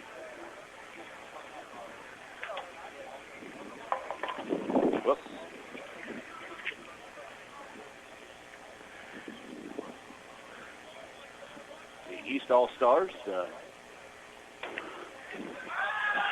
have it on this play. Doe Guttery going over the middle for Wyatt Armstrong, and it's incomplete there on the pass. Somehow my connection got loose a little bit there, and I wasn't coming through as well as I knew. I knew it wasn't sounding right in my headset, and I was trying to adjust stuff and finally figured out where I needed to go with that. So pass is incomplete, so a turnover on downs that will give it back here to the Division II West All-Stars. I think we should be good now as the D2 West gives it away on an incomplete pass. They've completed just 2 in the game. All day to throw, just first and 10 for the West. Nobody open, and then a little high on the throw. I don't know if he'd have had the first down anyway. So first and 10 for the West. Shotgun snap. It's another shovel pass forward to Mason Baker at the 35, out to the 40, and inside East territory. The quick hitter again with that shovel pass. It's been there for a lot of the game, and as Todd Astudley pointed out early in the game, is because they're running a 2-man front. There's no defensive ends over there, and they're able to get the edge. A 9-yard pickup on first down. It's 2nd and 1. And, their first 2 drives have resulted in a fumble and an interception. They haven't really been stopped. We'll go down to Wade here. Yeah, and Brock Armstrong with Frankfort. All right, you mean all-star game, and then you got the same coach. What's up with that? It's pretty nice having him here, let me tell you. Yes, sir. What's this whole thing been like for you today and throughout the week? It's been a great experience. This is a great group of guys, and I'm really glad I got to spend time with them this week. We've learned a lot. Okay, so the first game, there's a lot of points scored, a lot of yards. So far, no points. What's up with that? It's been a dogfight back and forth here, but I think if we can just roll out these jitters here pretty soon, we'll get some points on the board. How tough is the league you play in each and every year? TVL is pretty stout every year, so we get used to this level of competition, but it's great, man. It's great. What's your future plans? I'm going to go to K-State and study ag business.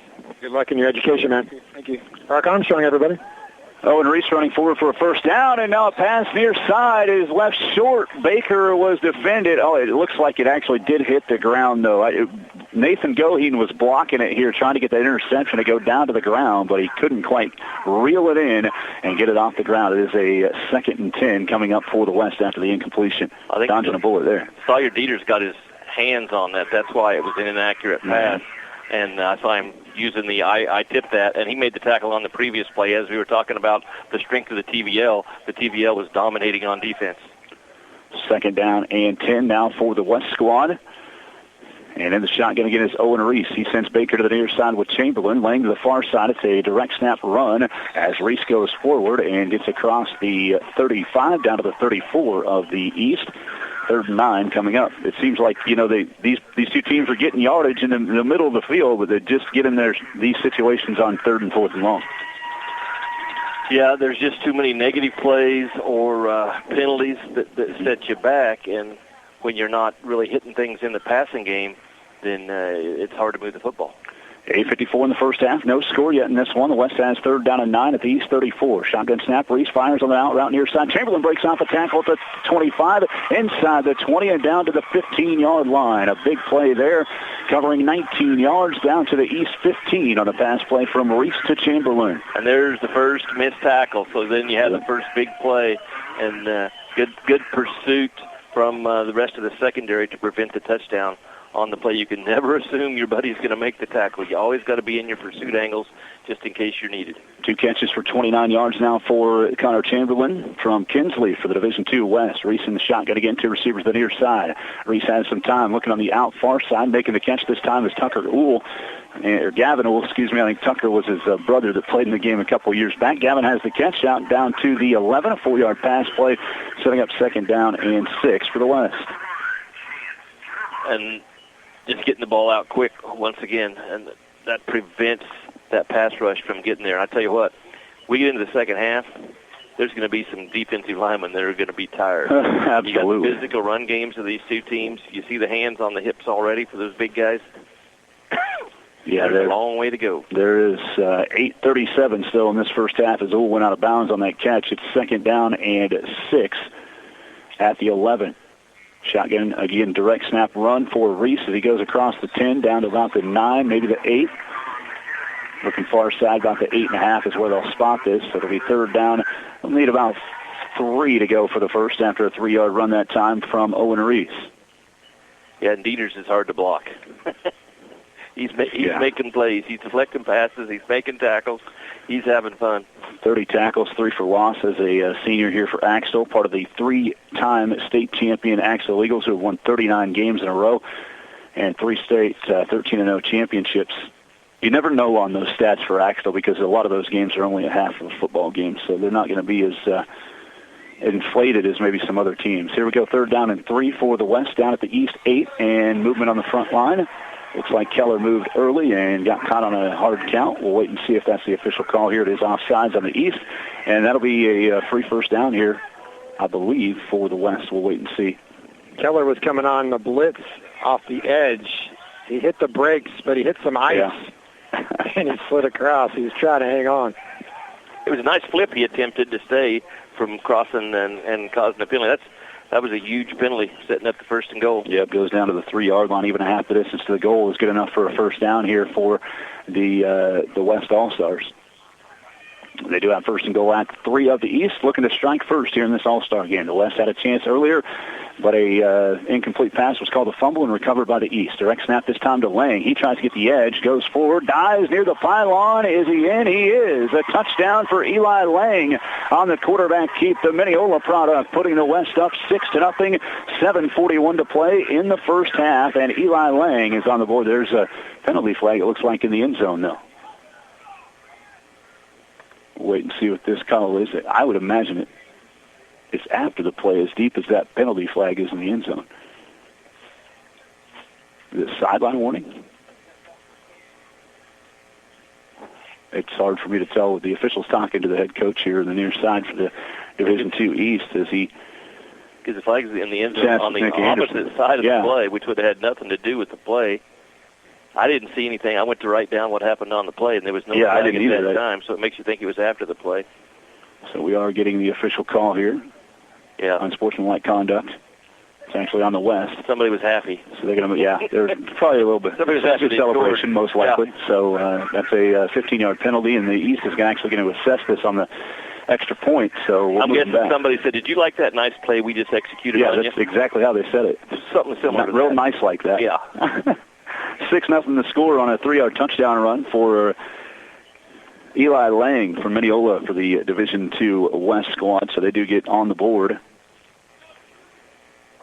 with that run. But they have a very long two-point attempt coming up now from the 18-yard line. The shotgun formation for Reese. Baker's near side. Reese looking to throw, deep ball into the far corner, and trying to come back to it was Lang, and he just became a defensive back basically to knock the ball away. Wouldn't have really mattered whether it was intercepted or not, but Lang knocks it loose, and the two-point attempt fails. So 7:41 to play here in this first half, I should say. Finally, a team on the board, the D2 West, with a 3-yard touchdown run for Eli Lang from Mineola. You can really see the wind knock that down. I thought that it was going to be, about 5 or 6 yards into the end zone because he had a yard where he was open, but then the wind caught it and it just died. So the East will have to try to respond now after the touchdown for the West, a 3-yard touchdown run by Lang. That drive was 7 plays, 46 yards, 2 minutes, 40 seconds. The first drive ending in a score for either team as Eli Lang from Mineola gets that touchdown. Lang had an outstanding career with Mineola, and he, as a senior, threw for 1,457 yards, ran for 1,280, had 20 touchdown passes, 26 touchdown runs. He ran for over 4,700 yards in his career and threw for over 4,700 yards in his career. Let's go down to Wade on the sideline again. All right, I'm with the man of the moment, Eli Lang, with the touchdown run, and nearly came down with a 2-point conversion as well. Finally helped put somebody on the board here in a defensive battle. Yeah, it's been a defensive one for sure, but we'll get it going. We'll get the offense going. What about the support of your family? For crying out loud, at the pep rally yesterday, you had people that drove all the way from Arizona to see you play. What's that mean to you? Oh, it means a lot. I don't know. Family's everything. It means a lot to have them here. Absolutely. So what was the feeling when you were selected to this game? I was stoked for sure. Glad to have another one. Glad to have another football game. Representing Mineola, you had a big senior year, and you had a great career as well. What has been the thing that stood out the most to you about this week and playing today? I think just playing with all the guys that, I'm supposed to hate when I play against them. Getting a chance to be on the field with them, it's awesome. It's awesome. Has it been easy or difficult to pick up all the terminology in a short period of time? Oh, it's been. Coaches make it easy. Coaches, they do a great job. It's because you guys are so smart, right? Yeah, because we're so smart. Yes, sir. What's your future plans? I'm going to play baseball. Haven't committed yet, but... Well, good luck, man. What position you play, baseball? I pitch in outfield. Yes, sir. 100 miles an hour, right? Road to 100. How about 200? Perfect. Good luck to you, man. Thank you. Appreciate it. Eli Lang and Mineola there. The return for the East came out to about the 20-yard line, and now a little bobble there on the snap, and ending up in the backfield is Doak Guttery for a big loss back to the 16-yard line. Actually, that ball was knocked loose, and I think it was picked up by Collins that time in the end, and he loses the yardage anyway back to the 16, so it'll be 2nd down and 14 coming up here for the East. Yep. When you go to the spread, you're going to be in the shotgun, and we saw some key plays where there was some snaps in the first game that really, really hurt the cause. So it's now 2nd and 14. Gutter in the shotgun with one receiver to the near side, one to the far. Christine in the backfield. Doak has some time, pressured, fires near side. Oh, what a defensive play coming back to knock that ball away as Anderson at about the 28. Joseph Anderson may have stopped the touchdown right there because Christine was behind him, and had he caught that, he might be headed all the way to the end zone for 6. Yeah, that's another ball that the secondary gets a hand on. There's been probably half a dozen of them. Bowman, in the first 4 or 5 minutes of the game, had at least 3 himself that he just about was able to pick off. 6:47 in the first half. The West taking the 6-0 lead, and the East in a tough spot again, a 3rd down and 14 coming up. They have the ball at their own 16-yard line. In a pistol formation, Doak Guttery, Gavin Turk behind him, Blissing, Armstrong on the far side. Turk gets the call, and he has spun to the turf. A decent run around that edge outside the 25, out to about the 28. And just shy of the first down, it looks like, by a few yards, but it's a more manageable 4th down should the East decide to go for it. It is 4th down and 3 coming up, so a 9-yard run on the play. Well, they brought a bunch of big guys in, and I don't think you run your biggest guys out on the field to punt the ball because they're not going to be your guys in punt coverage. Yeah, Collins does look like he's coming out on the end, and he was the punter. So Guttery and the staff will go for it, it looks like here. Collins actually was in a stance on the near side. They had a big set with Dieters in the backfield and Kirkpatrick as well. They need to talk it over, though, and chat about this big 4th down play coming up, 4th and 3 for the East All-Stars. Huge play, really, in this first half. East got to get something going offensively as they roll forward with this one. 6:39 in the first half and a 6-0 lead for the West All-Stars. Yeah, because the West has looked good offensively. They've just turned the ball over when they're moving it. So they've obviously got the advantage so far in this game, but it's just 6-0 because of those turnovers. So, you would just like to execute some things offensively and not having the snaps that messed up this drive and the penalties that have set you back, and then see what your offense can do because, they're getting put in situations where they have to pass. And I'm sure probably if you got an honest answer from Coach, and you can say how many times you've thrown at this part of the ball game, he said that's probably not good because they wanted to run it more than what they've thrown so far. But when you're in extremely young yardage, you're going to have to throw the ball a little bit more. Yeah, this situation on 4th down and 3, they should have a fairly open playbook if you can find a play that you like in a spot that you like to run it. But it's obviously at a very tough spot on the field at the 27-yard line. You're in your own territory, down 6-0. Offense hasn't really been getting things going in the right direction. So this is a huge play, like I said, for this D2 East team, just for confidence reasons coming up. Big set again. Kirkpatrick behind Gutter in the pistol. To his left is Sawyer Dieters. That's a big line up front or in the backfield there to run. Handoff goes to Kirkpatrick, bouncing off the tacklers and taking it in for the first down across the 30 and out to the 34-yard line. A 6-yard run for Zachary Kirkpatrick, the 280-pound running back from St. Paul. He's saying, feed me. He's giving the old feed me sign, so he obviously watches the guys on TV when they run the ball and look over to Coach feed me, meaning I want the ball more. It reminded me of Refrigerator Perry back in the day with the Bears. That's right where I went, was the Refrigerator Perry, and any linebacker or safety that stepped in front of him was not going to enjoy it.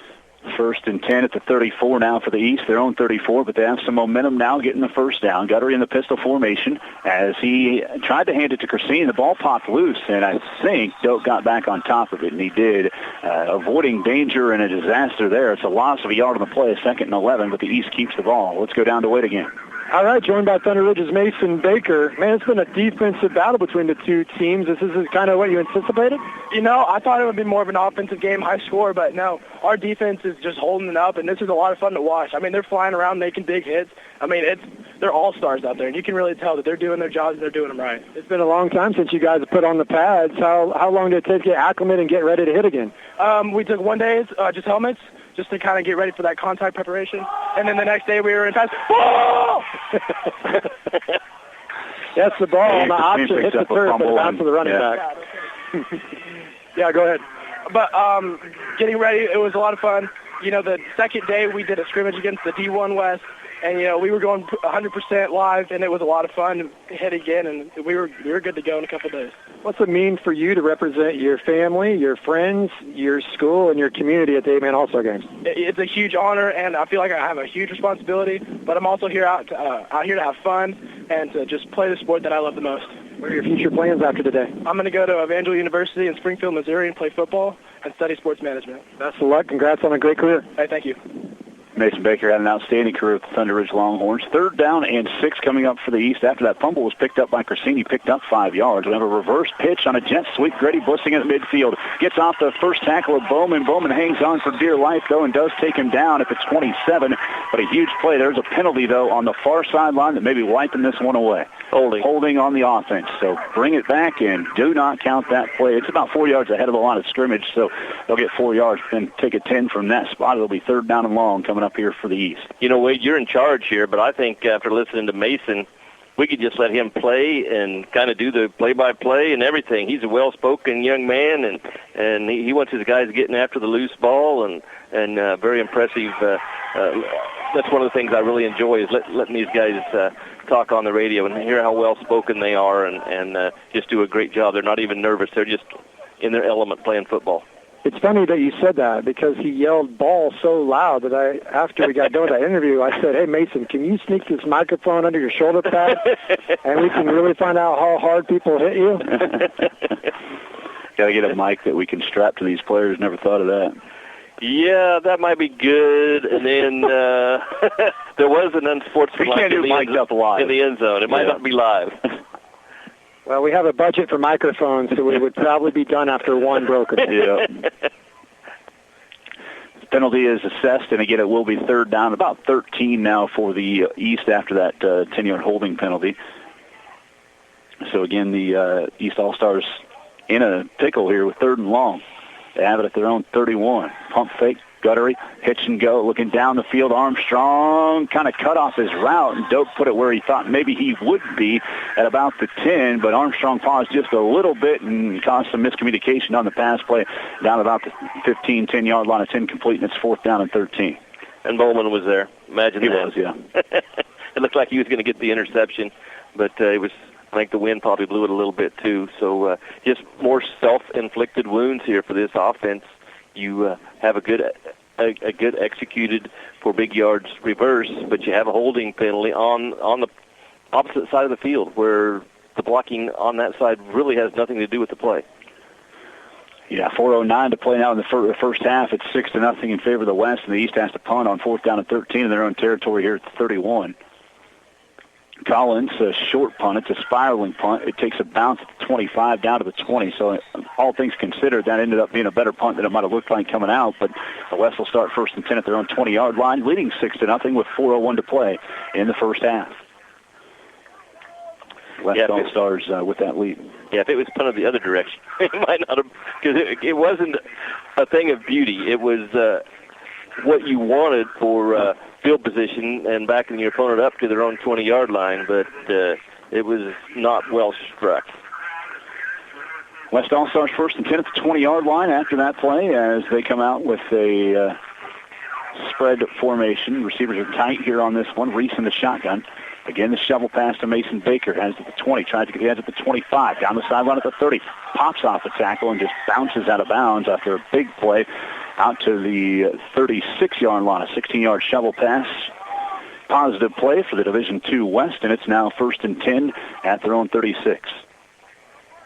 It's really good for offensive coordinator when you know you can get the corners on a defense with your run game, and that's what we're seeing in this. Anytime you need something, you know you can go to something to the outside because there's no defensive ends in this defense. Extending your run game with those short passes is what these are all really been for the most part. Another shovel pass goes to Lang here on the near side at the 35 to midfield. Breaks off a tackle down the sideline and knocked out of bounds down to the East 33. Another big pickup of 11 yards on a shovel pass for the West.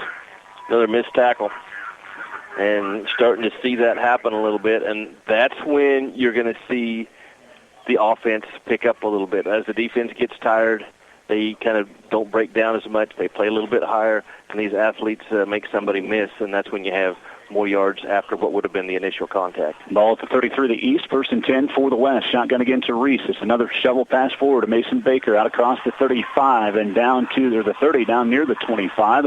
We'll see where they spot him out of bounds. I think it's going to be just short of the 25 at the 26-yard line. So still a big play, picking up another 7 yards on a shovel pass. 2nd down and 3 coming up. Wade, Todd, when they're running wide, they are outnumbering on the perimeter. Right there, you had 3 blockers in front, a convoy for Baker. If it wasn't for the sideline, he would have scored. Yeah, Patterson was out. Matt Patterson, the center, was pulling on that play.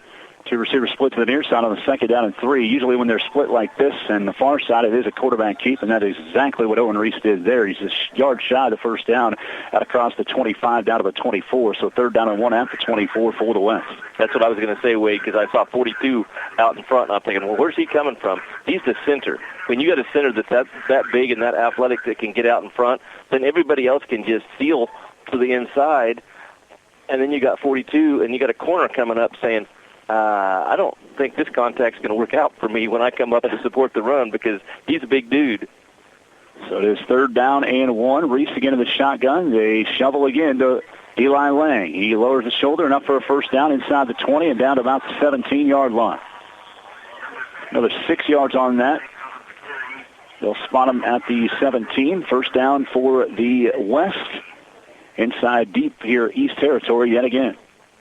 Well, they're attacking the perimeter, and they're making the defense run side to side, stretching the field. See the fatigue? And then pretty soon they're going to throw something right up the middle. Yep. And the big guys are hands on hip because all they're doing is running side to side. Eli Lang making that catch. He's got 23 yards on a few receptions. Already 140 yards passing for Owen Reese, and most of it has been behind the line of scrimmage. Shovel passes behind the line of scrimmage. Reese in the shotgun again. 1st and 10 at the 17. High snap this time, faking the shovel pass. Wanting to throw a little out now for Baker, who catches the ball at the 15 and goes forward. Caught it at the 20 going forward toward the 15, and he stopped just shy of the 15 at the 16-yard line. So that ended up a slower developing play, picking up only just 1 yard there. 2nd down and 9 coming up.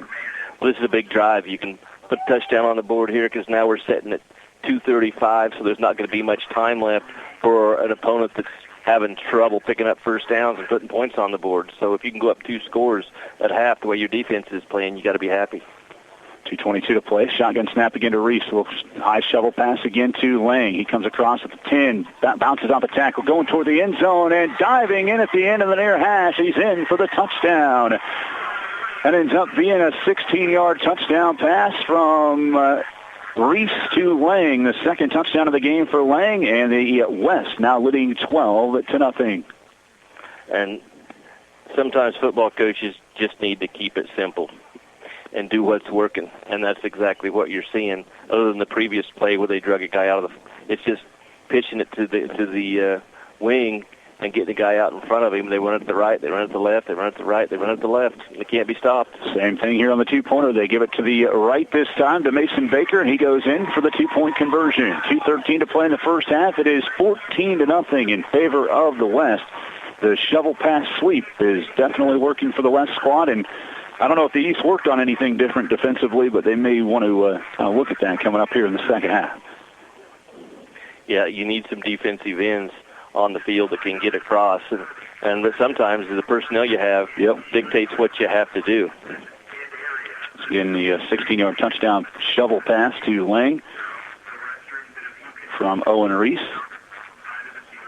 And Baker catches the 2-pointer from Reese to, again, extend this lead out to 14-0. 2:13 to play here in this 1st half as the West has built up a lead that, almost looks insurmountable the way the game's going right now, but we'll see if the East can get things going offensively. Let's go down to Wade on the sideline. Well, we can talk about guys that score touchdowns, get in the end zone. That's great and all. But they need some guys, some hogs, some hosses to make the way. And this guy I got next to me had some big-time blocks pulling from center and got a big block there on the 2-point conversion. And that's Mr. Patterson here from Hodgman County. Man, that has to feel good when you put somebody in the butt, right? It does. It feels real good. Your teammate scores. Yes, well, it feels amazing. Is that the best thing or most you like about football? It's just able to knock some people over? Yeah, that's the main thing. Getting a good hit on somebody really just releases it all.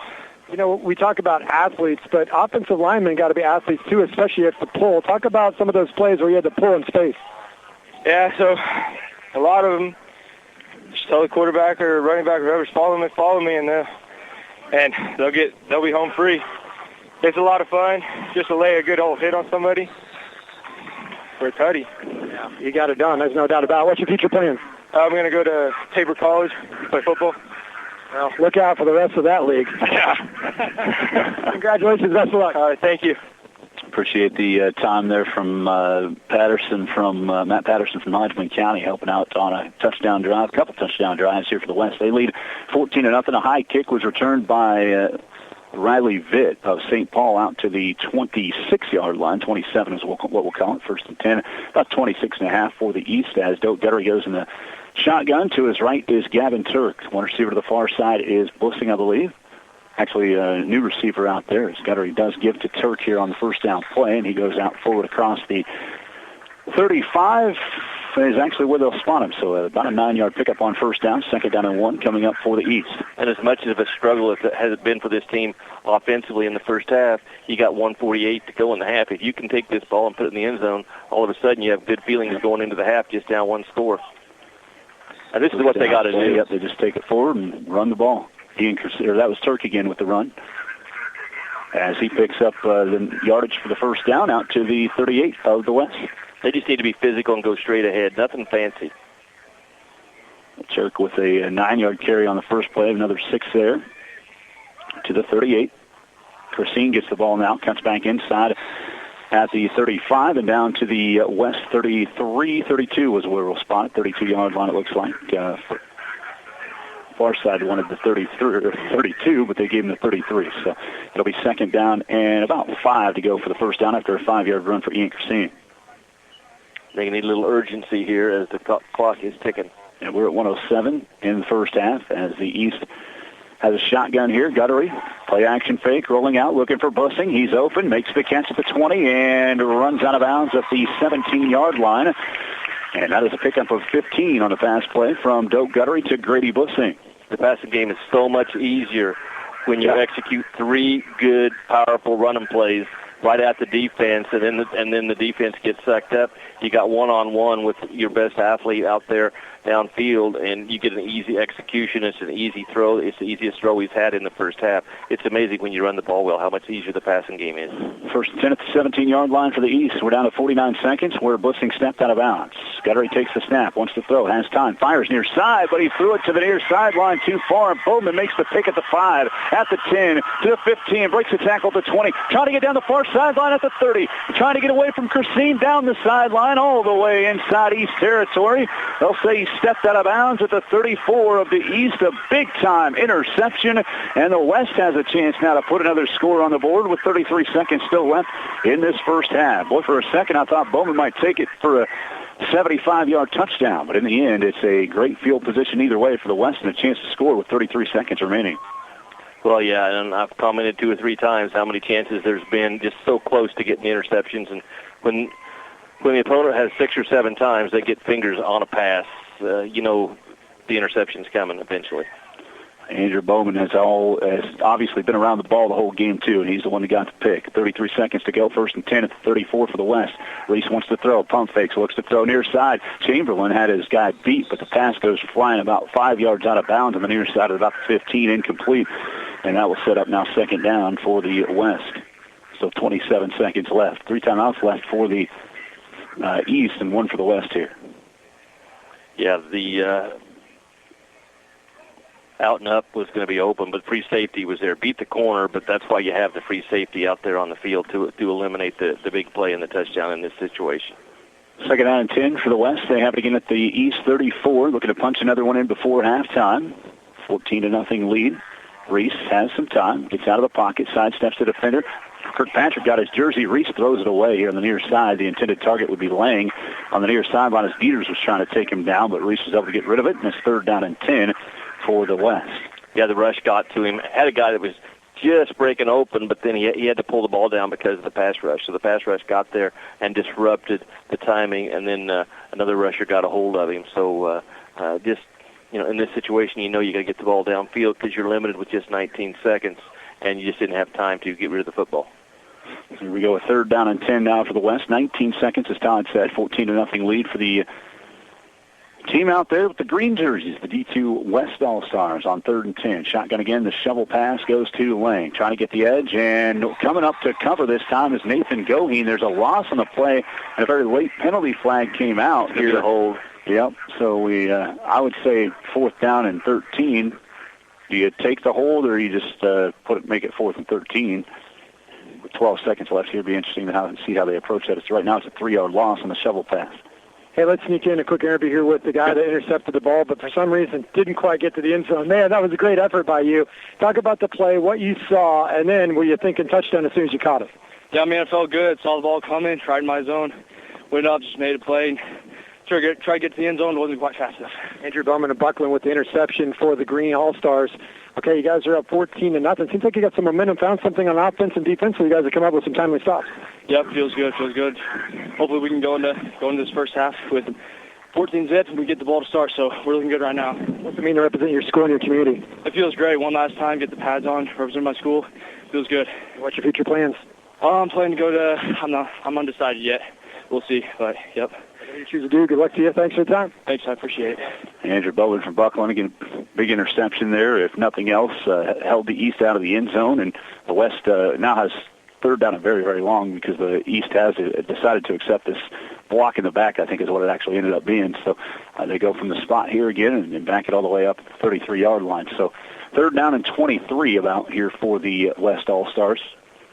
I would think that this is a spot, they're just letting the clock run. They're going to let it run out, and I don't think the East is going to take a timeout. Yeah, they are, actually. The West took a timeout. 3 seconds left as the clock started running. So interesting concept there. I figured the East would be the one that would take the timeout just to try to get the ball back. They're doing that so they don't have to punt. They let it run down one play if they make something happen, but you're going to have to throw it into the wind about 55 yards, and that isn't going to happen. Maybe in the first game we had a quarterback that could get it that far, and we don't today. Yeah, see if you get lucky. Yeah. Morgan was outstanding in the first game, man. He was so impressive throughout the week in practice as a lacrosse quarterback, and he showed it today. West won the first game again 50-42 over the East. Started with a safety, ended with a safety. This game started with no score in the first quarter. The West scored twice here in the second quarter, and Eli Lang has both the touchdowns for the West.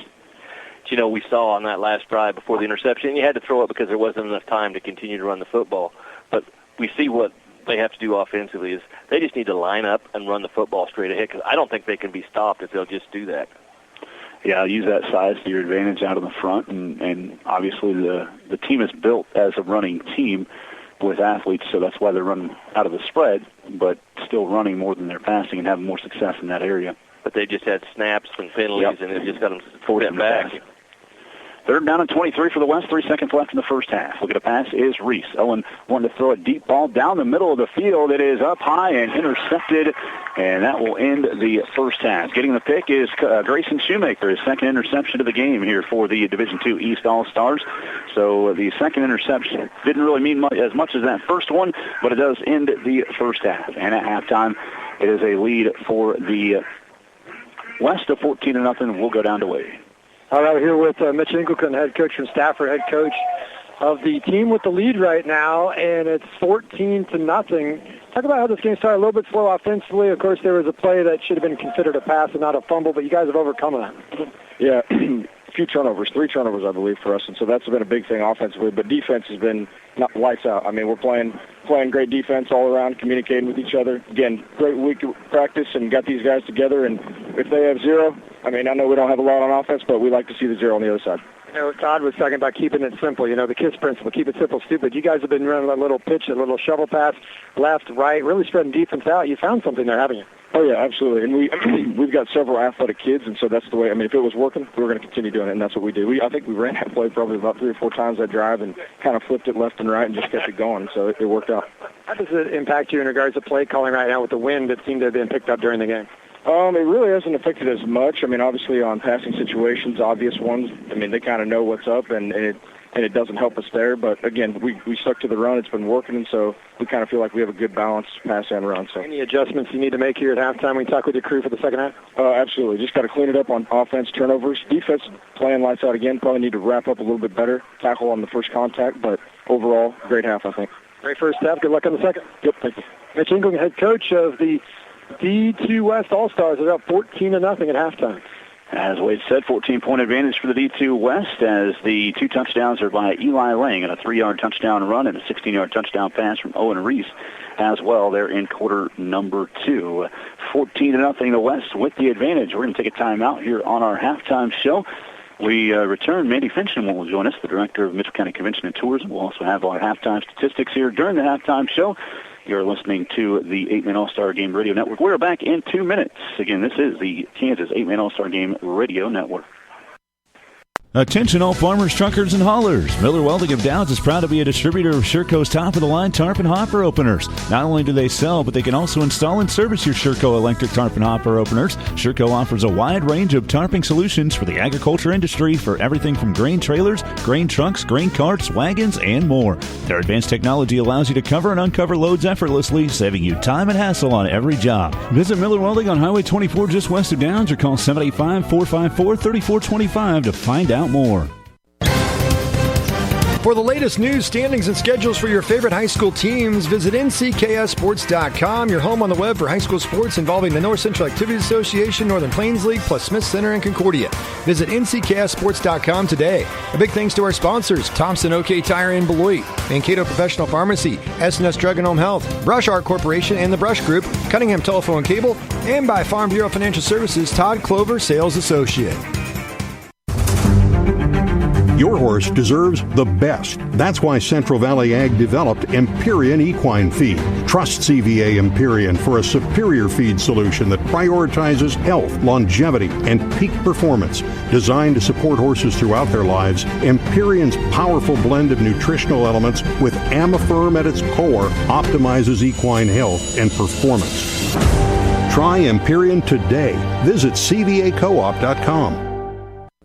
The Brush Art Corporation of Downs, Kansas would like to wish all of the 8-Man All-Star Game participants the best luck in today's games in Beloit. And they're proud to support all area athletes and athletic programs. At Brush Art Corporation, they pride themselves on long-term personalized customer relationships with a variety of companies.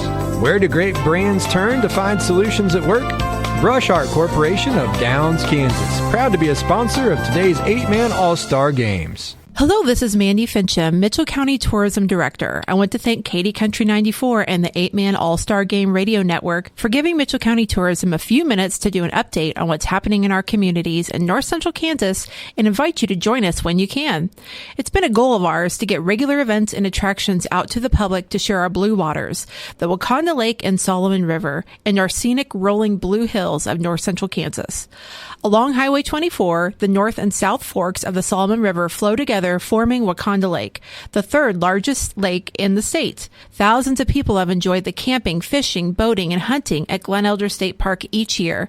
Our big annual Lake Fest event will be Saturday, July 6. Live music will be from 5 to 11. We'll have a beer garden, food trucks, and much more at Osage Campground.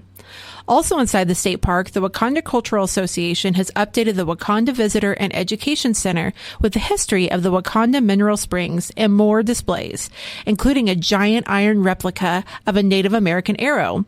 New signage and stories about the mineral springs can be found at another location in the park by walking the short hike to the restored Wakanda Springs replica, or you could try out the Kanza Playground or archery range near the park office in the fully stocked marina. Wakanda Lake is the heart of Mitchell County. Thousands come every year for bird watching, including the national bald eagle, along with other animal sightings like white-tailed deer, turkeys, and ringneck pheasants. Unique hunting lodges, hotels, RV parks, and campsites can be found on our tourism website. Visit mcks.com. The largest community in our county seat is Beloit, just one of our 3 cities located on Highway 24. We have many recreation opportunities, history, and events to entertain any traveler. Chautauqua Park offers our visitors a variety of choices with a state-of-the-art water park, updated Frisbee golf course, RV parking, shelter houses, and playgrounds in the summertime. Two trails are located in Beloit, the new Solomon Valley Trail and the North Campus Trail. In winter, Chautauqua Park is the home of the Isle of Lights with over 240 displays. It is visited by thousands of people each holiday season. There are even horse-drawn wagon rides on special weekends. The newest festival in Beloit is Millapalooza, located along Mill Street in downtown Beloit. Join in the fun runs, car show, flea market, wine tasting, or street dance. A full day of activities is on Saturday, September 28th. If you're interested in history and architecture, we have our native limestone buildings unique to post-rock country. Take a look at the Purdue House, St. John's Church, Mitchell County Courthouse, and even Trojan Stadium where the 8-man games are hosted. For more limestone history, pick up a walking tour brochure downtown at Kettle Coffee, S&S Drug Store, or the Porter Hotel, where the Chamber, Tourism, and Economic Development offices are located. For a scenic view of our rolling pasture land, be sure to drive south of Cawker City across the causeway facing the Blue Hills of Mitchell County, traveling to Tipton or Hunter. A scenic biking trail is located at Tipton called Tipton Woods, named for its location rolling over and around shaded creek banks. You can also find beautiful scenery while hitting a golf ball at one of our 3 beautiful golf courses in Beloit, Cawker City, and Tipton. We have some great photo opportunities with the world's largest ball of twine in Cawker City. Named the number 3 roadside attraction in America by USA Today, this is a must-stop attraction. While in Cawker, stop by the many new businesses that have opened in the past few years, including Igor's Curiosities and Monster Museum, the Talent Shop, Cawker City Coffee, and Wisconsin Street Trading Post. In Glen Elder, you can pose with the Statue of Liberty or Peace Pole in their downtown square. And right across the street, you'll find a giant fish bobber outside of Stewart's Stop and Shop. Their square features a beautiful and unique park for your kids to stretch their legs while you sit under the park shade trees.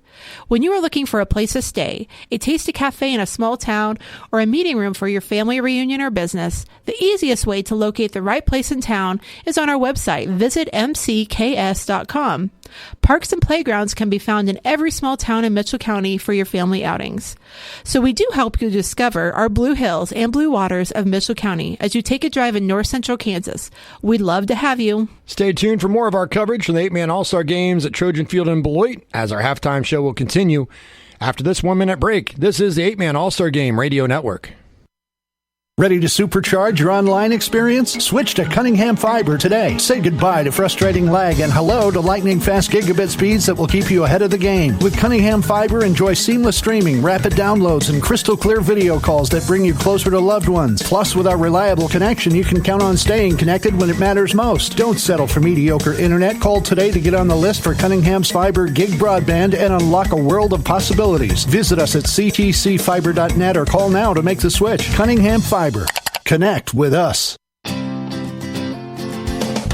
The Schooler Company in Downs can handle your grain in a timely fashion and tailors risk management solutions for their customers by buying, selling, storing, and transporting grain and ingredients for use in feed, food, and renewable fuel markets worldwide. Call them today with any questions you may have at 785-620-1133. The Schooler Company in Downs, wishing all of the 8-man All-Star participants the best of luck in today's games. Hi, welcome back on our halftime show here on the 8-Man All-Star Game Radio Network. Katy Country 94 here in the North Central Kansas area. First half, the Division II West leading 14-0 over the Division II East. And the first half of a lot of shovel passes and a lot of success in that part of the game for the West. And the East had some penalties and some negative plays that forced them into some long situations on third and fourth down. And they're just 3 of 15 passing in the first half. And when they're put into the spots where they're forced to throw, it didn't end up well for the East, as they definitely have a team that's more predicated on having success with their ground game. So that's kind of really the story of the first half. And with the story of the first half, we'll go through the numbers, scoring summary, as we said, going into the break. The first quarter, no score at all, as both teams were feeling each other out. And then in the second quarter, the West struck first with 7:41 to play in quarter number one on a 3-yard touchdown run from Eli Lang of Mineola. The 2-point pass failed. It was a 6-0 lead for the West there. And then the West getting the ball back would score again with 2:13 left in the first half. 14-0 lead after a 16-yard touchdown pass on a shovel pass from Owen Reese, the quarterback from Hodgman County, to Eli Lang of Mineola again. 16-yard score, and then Reese caught Mason Baker of Thunder Ridge on the 2-pointer to make it 14-0 at 2:13 in the first half. The East was driving, and then an interception at the 5-yard line from Andrew Bowman from Buckland as he returned it out into East territory, but the West had a penalty to push them back, and then on the final play of the first half, an interception thrown, second interception of the game. Coach Engelken was talking about 3 turnovers, but the last one really didn't mean anything for him. It was either catch the ball, go score, which was going to be a long shot anyway. That last interception by Grayson Shoemaker of Lebo. He had an interception earlier in the game, that 1:13 in the first quarter, that actually did have an impact. And then we've already talked about the shovel pass that was deemed a fumble that was recovered inside the 10 there for the East as well. So those are the 3 turnovers for the East, or the West squad, excuse me. The East does have the 1 turnover, as we mentioned as well, the interception by Bowman there late in the first half. So that's a look at how that first half played out. Numbers-wise, 175 yards of total offense for the West. 141 through the air. Again, most of that has been the shovel pass game between Owen Reese and finding Eli Lang and Mason Baker in the passing game. Baker has 11 catches for 85 yards and 39 yards on 4 catches for Lang. Overall, 18 of 21 passing for Owen Reese, and they've been those short passes, 141 yards through the air, 26 yards on 8 carries for Owen Reese. So when they spread it out, he's doing a lot of direct snap, straightforward dive plays, quarterback dives and keeps. He does have 26 yards on 8 carries and 2 carries for 8 yards for Eli Lang, so just 34 yards rushing for that West offense. Todd, obviously the West has been predicated on knowing that they're going up against a defensive line that has 280 and 270 in the middle, and defensive ends are not home, and they're able to use their offensive line to pull, like we talked about with Patterson and leveling players on shovels, pass sweeps, basically, that are leading to a lot of yardage, and that's where we're at with this game. Yeah, they found out that's where the weakness of the defense is, and it's actually a strength for them with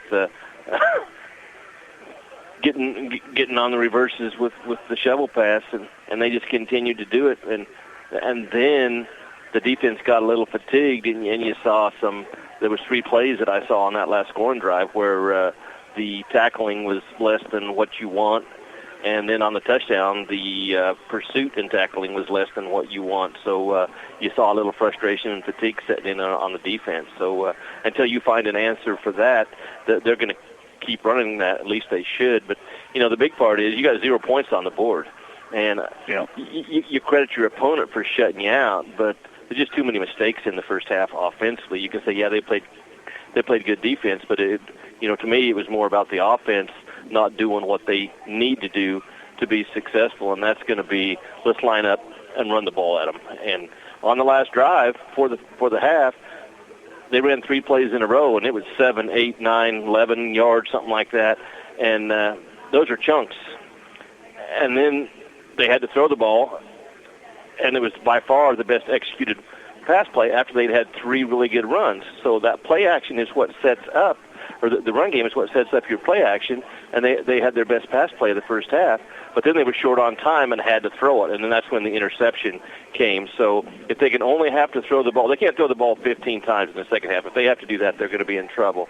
But if you can only throw it when you want to throw it to surprise the team, and then just run the ball straight ahead and take your first possession, go down and score, and then get fired up a little bit on defense and get another turnover or 2, then you can have a ball game. But those are 2 things that have to change. One is protecting the outside defensively with some type of an adjustment there, and then run the football straight ahead.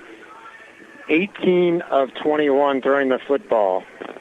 I think I could have quit 18 out of 21 in that half, and that's not a knock on Owen Reese, but they're just little flips forward in motion, and how many people that watch football but don't watch it enough are scoring those as running plays? Absolutely, yeah. Those are passes. Apparently, but if you base it off of the officials that called the play in the first game and the second game, all those people are going to think those are rushing yards. It'll be interesting to see the officials. And it'll be running. I'm going to get. They'll put it as running, but those are actually passes every single time. Every single one of them is a pass. They're literally, as we're sitting here, each of us on each side of me, we're a foot from each other, and that's how far those passes are. You should be able to complete a 1-foot pass. We'll look at the numbers for the Division II East here real quick, as we did tell you the West numbers, but not the East in the first half. Again, first half numbers for them. They did have 110 yards total offense, 75 rushing, 35 through the air. Again, passing has not been their forte, and we knew that coming in, that they probably weren't going to be that kind of team. 3 of 15 for 35 yards for Doak Guttery. All 3 catches by Grady Bussing for 35 yards. 33 yards rushing on 3 carries for Gavin Turk. If there actually, he has 4 carries in that first half, but either way, 33 yards for Turk. Man, he could be a weapon if they could get that running game to work. Gavin Turk, obviously, one of the best players in the TVL here this past season. 15 yards on 5 carries for Doak Guttery in that first half, and then 21 on 6 carries for Ian Christine. Rounding out the positive yardage, the biggest positive yardage. Again, Zachary Kirkpatrick had the big 280-pounder, had 1 carry for 6 yards. Grady Bussing 1 for 4, and Wyatt Collins actually recovered a fumble that forced him to lose 4 yards there in the first half. So that's where we're at with the Division II East and their first half statistics. We'll be going down to Wade, I believe, here at halftime. Yep, here we'll hand it down to Wade, as he'll have a East coach joining us here at halftime. The East trails 14-0. All right, I'm talking with Nick Anderson, head coach here from Frankfort. Okay, that first half, a lot different than the first game earlier today, where there was lots of points and lots of yards. What's adjustments did you go over at halftime you need to make here in the second half, trailing 14-0? We just got to stop beating ourselves, whether it's with penalties or missed assignments or just not executing the way that we have all week. That's the biggest thing. I thought defensively we've been pretty good. I think we forced 3 turnovers and done well there. But offensively, every time we get something going, we kill ourselves. We just shoot ourselves in the foot, and it's just not playing with much confidence right now. Defensively, they're really trying to stretch you in the run game, going left, going right. A lot of those little pitches ahead and trying to outnumber you on the outside. How do you adjust to that?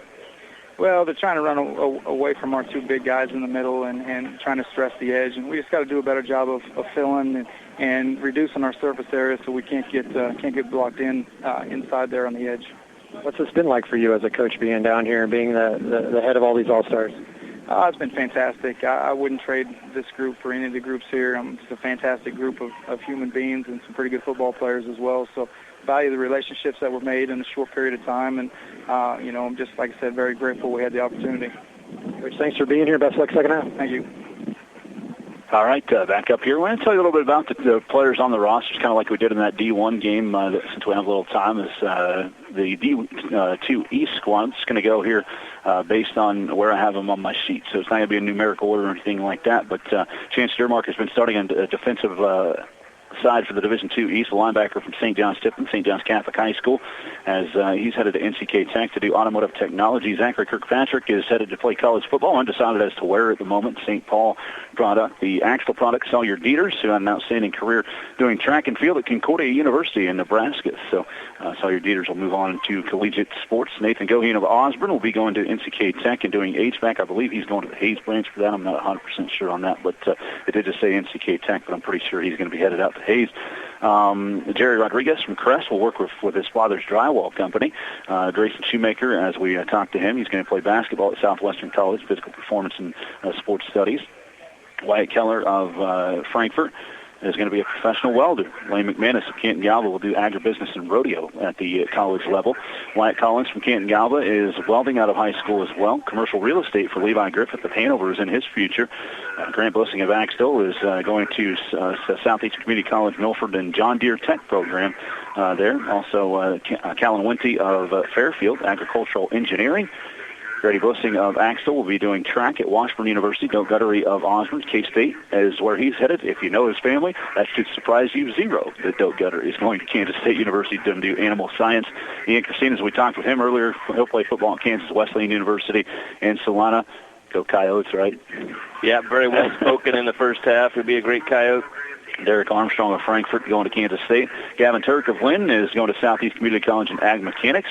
Leighton Whitty of Canton Galva is headed to attend college as well, undecided as of the moment that I got the information. Riley Vitt from St. Paul will go to Pittsburgh State University majoring in finance, and Daniel Fewens of Marmonton Valley will work at a nuclear plant is his plan moving forward. Looking at the Division II West All-Stars, Caden Arnsman of Kinsley wants to do some college sports. James Littlewood of Mineola is going to play football at Dodge City and major in diesel. Seth Sween of Victoria going to play football at Independence Community College. Andrew Bowman of Buckland is going into Ag Tech. Brody Bassman of Sylvan Lucas has been a starting linebacker today. He's going through to Rolling Hills Electric after school here. Lucas Dunham of South Barber, college for pre-med. Joseph Anderson of Mineola, he was the Jerry Slayton most inspirational player on the D2 squads, the Mineola product, and he's going on a 2-year mission with the Church of Latter-day Saints. So he's going to forgo school here for a bit and go on a mission to start. And Landon Schmidberger, Victoria, NCK Tech Welding. Connor Chamberlain of Kinsley will go to K-State Milling Science. Curtis Barnard of South Central joining HVAC Union. Matt Patterson of Hodgman County Football at Tabor. And business major construction management for William Shear from Victoria. Gavin Ull of South Central do HVAC. And we'll tell you about the rest of these D2 West players as we get a chance to early in this second half. But we are ready to kick off. Reese, by the way, of Hodgman County is going to attend college. We talked to Mason Baker. He's going to play football at Evangel in Springfield, Missouri. And over in kick to start the second half, Baker lets it fly over his head and out through the back of the end zone. Eli Lang of Mineola is undecided for what he's going to do in college. Isaiah Jellison of South Central will be an athletic trainer and entrepreneur. Jimmy Olson from Stafford is undecided. Isaiah Pierce of Buckland, K-State Agricultural Engineering, and Branson Rathgaber of South Barber is going to Pratt Community College in their lineman program. So we covered everybody. That's our chance to make sure we say everybody's name. That's exactly right. You nailed it, Dusty. Can't say you didn't mention everybody. And Lane Homewood, by the way, from Sylvan Lucas, was selected to play in this game. He is not playing, so I do want to mention him as well as one of our area participants. He did get recognized before the game today. Shotgun on 1st and 10. Reese actually fires an out route pass to Mason Baker across the 20 out to the 22-yard line. They start at the 15, so a 7-yard pickup on first down here to start this second half. For the D2 West, up 14-0 as we start half number 2. Really been impressed today with the coaching staff with their execution in their short passing game. And a lot of times, especially if you get a windy day, which can happen in Kansas in the fall and this time of year, you need to be able to execute the short passing game. 92 yards receiving now for Mason Baker. On 2nd down and 3, they're looking down the far sideline on a deep ball. Diving Lane can't quite get to it. It falls incomplete at the 30 of the East. Really the biggest strike that the West has tried today in this game. It falls incomplete. It's 3rd and short. That 2nd short's the perfect time to try that play, though. And that is why I said you have to be able to execute the short passing game, because that's open. It should be 6 points. It would be 6 points if the wind wasn't blowing really hard, because it just killed that ball right at the end, because it looked like it was going to be a touchdown when he let it go, because you had at least 3 yards on the defensive back. 2 receivers to the near side are Chamberlain and Baker. To the far side again, this is Lang, I believe, and the shotgun is Reese. There's actually a different receiver on the far side. Reese throwing short, though. Bowman is out there offensively making the catch into the open field with a 30, and the safety's back to take him down near midfield. We'll see where the official spot is. They are going to give him the 40, so that is a 18-yard pass play from Reese to Bowman. 1st and 10 at midfield for the West. The adjustment is those two big defensive tackles are not down at the defensive tackle spot. They were standing up on that play on the outside to try and take away that outside run. So that is the adjustment I'm seeing defensively so far. First catch of the game for Andrew Bowman for Buckland. He's been all over the place defensively.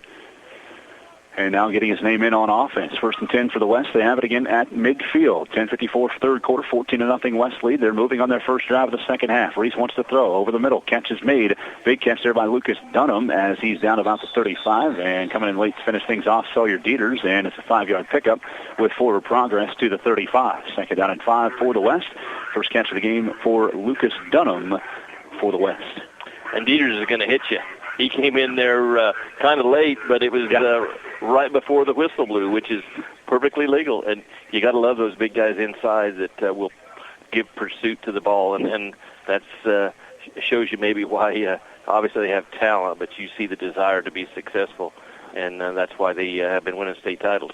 2nd and 5 for the West. Receivers are bunched. Another shovel pass goes to Mason Baker. He goes out to the 35, breaks through the open field inside to the 30 to the 25 and all the way down to the 22-yard line. A big play there for Baker. And actually they give him the 21, a 19-yard run that time for Mason Baker. Actually, we'll call it a 14-yard run as it was a 5 yards for the first. Yeah, nobody outside on that one. The defensive linemen were down inside.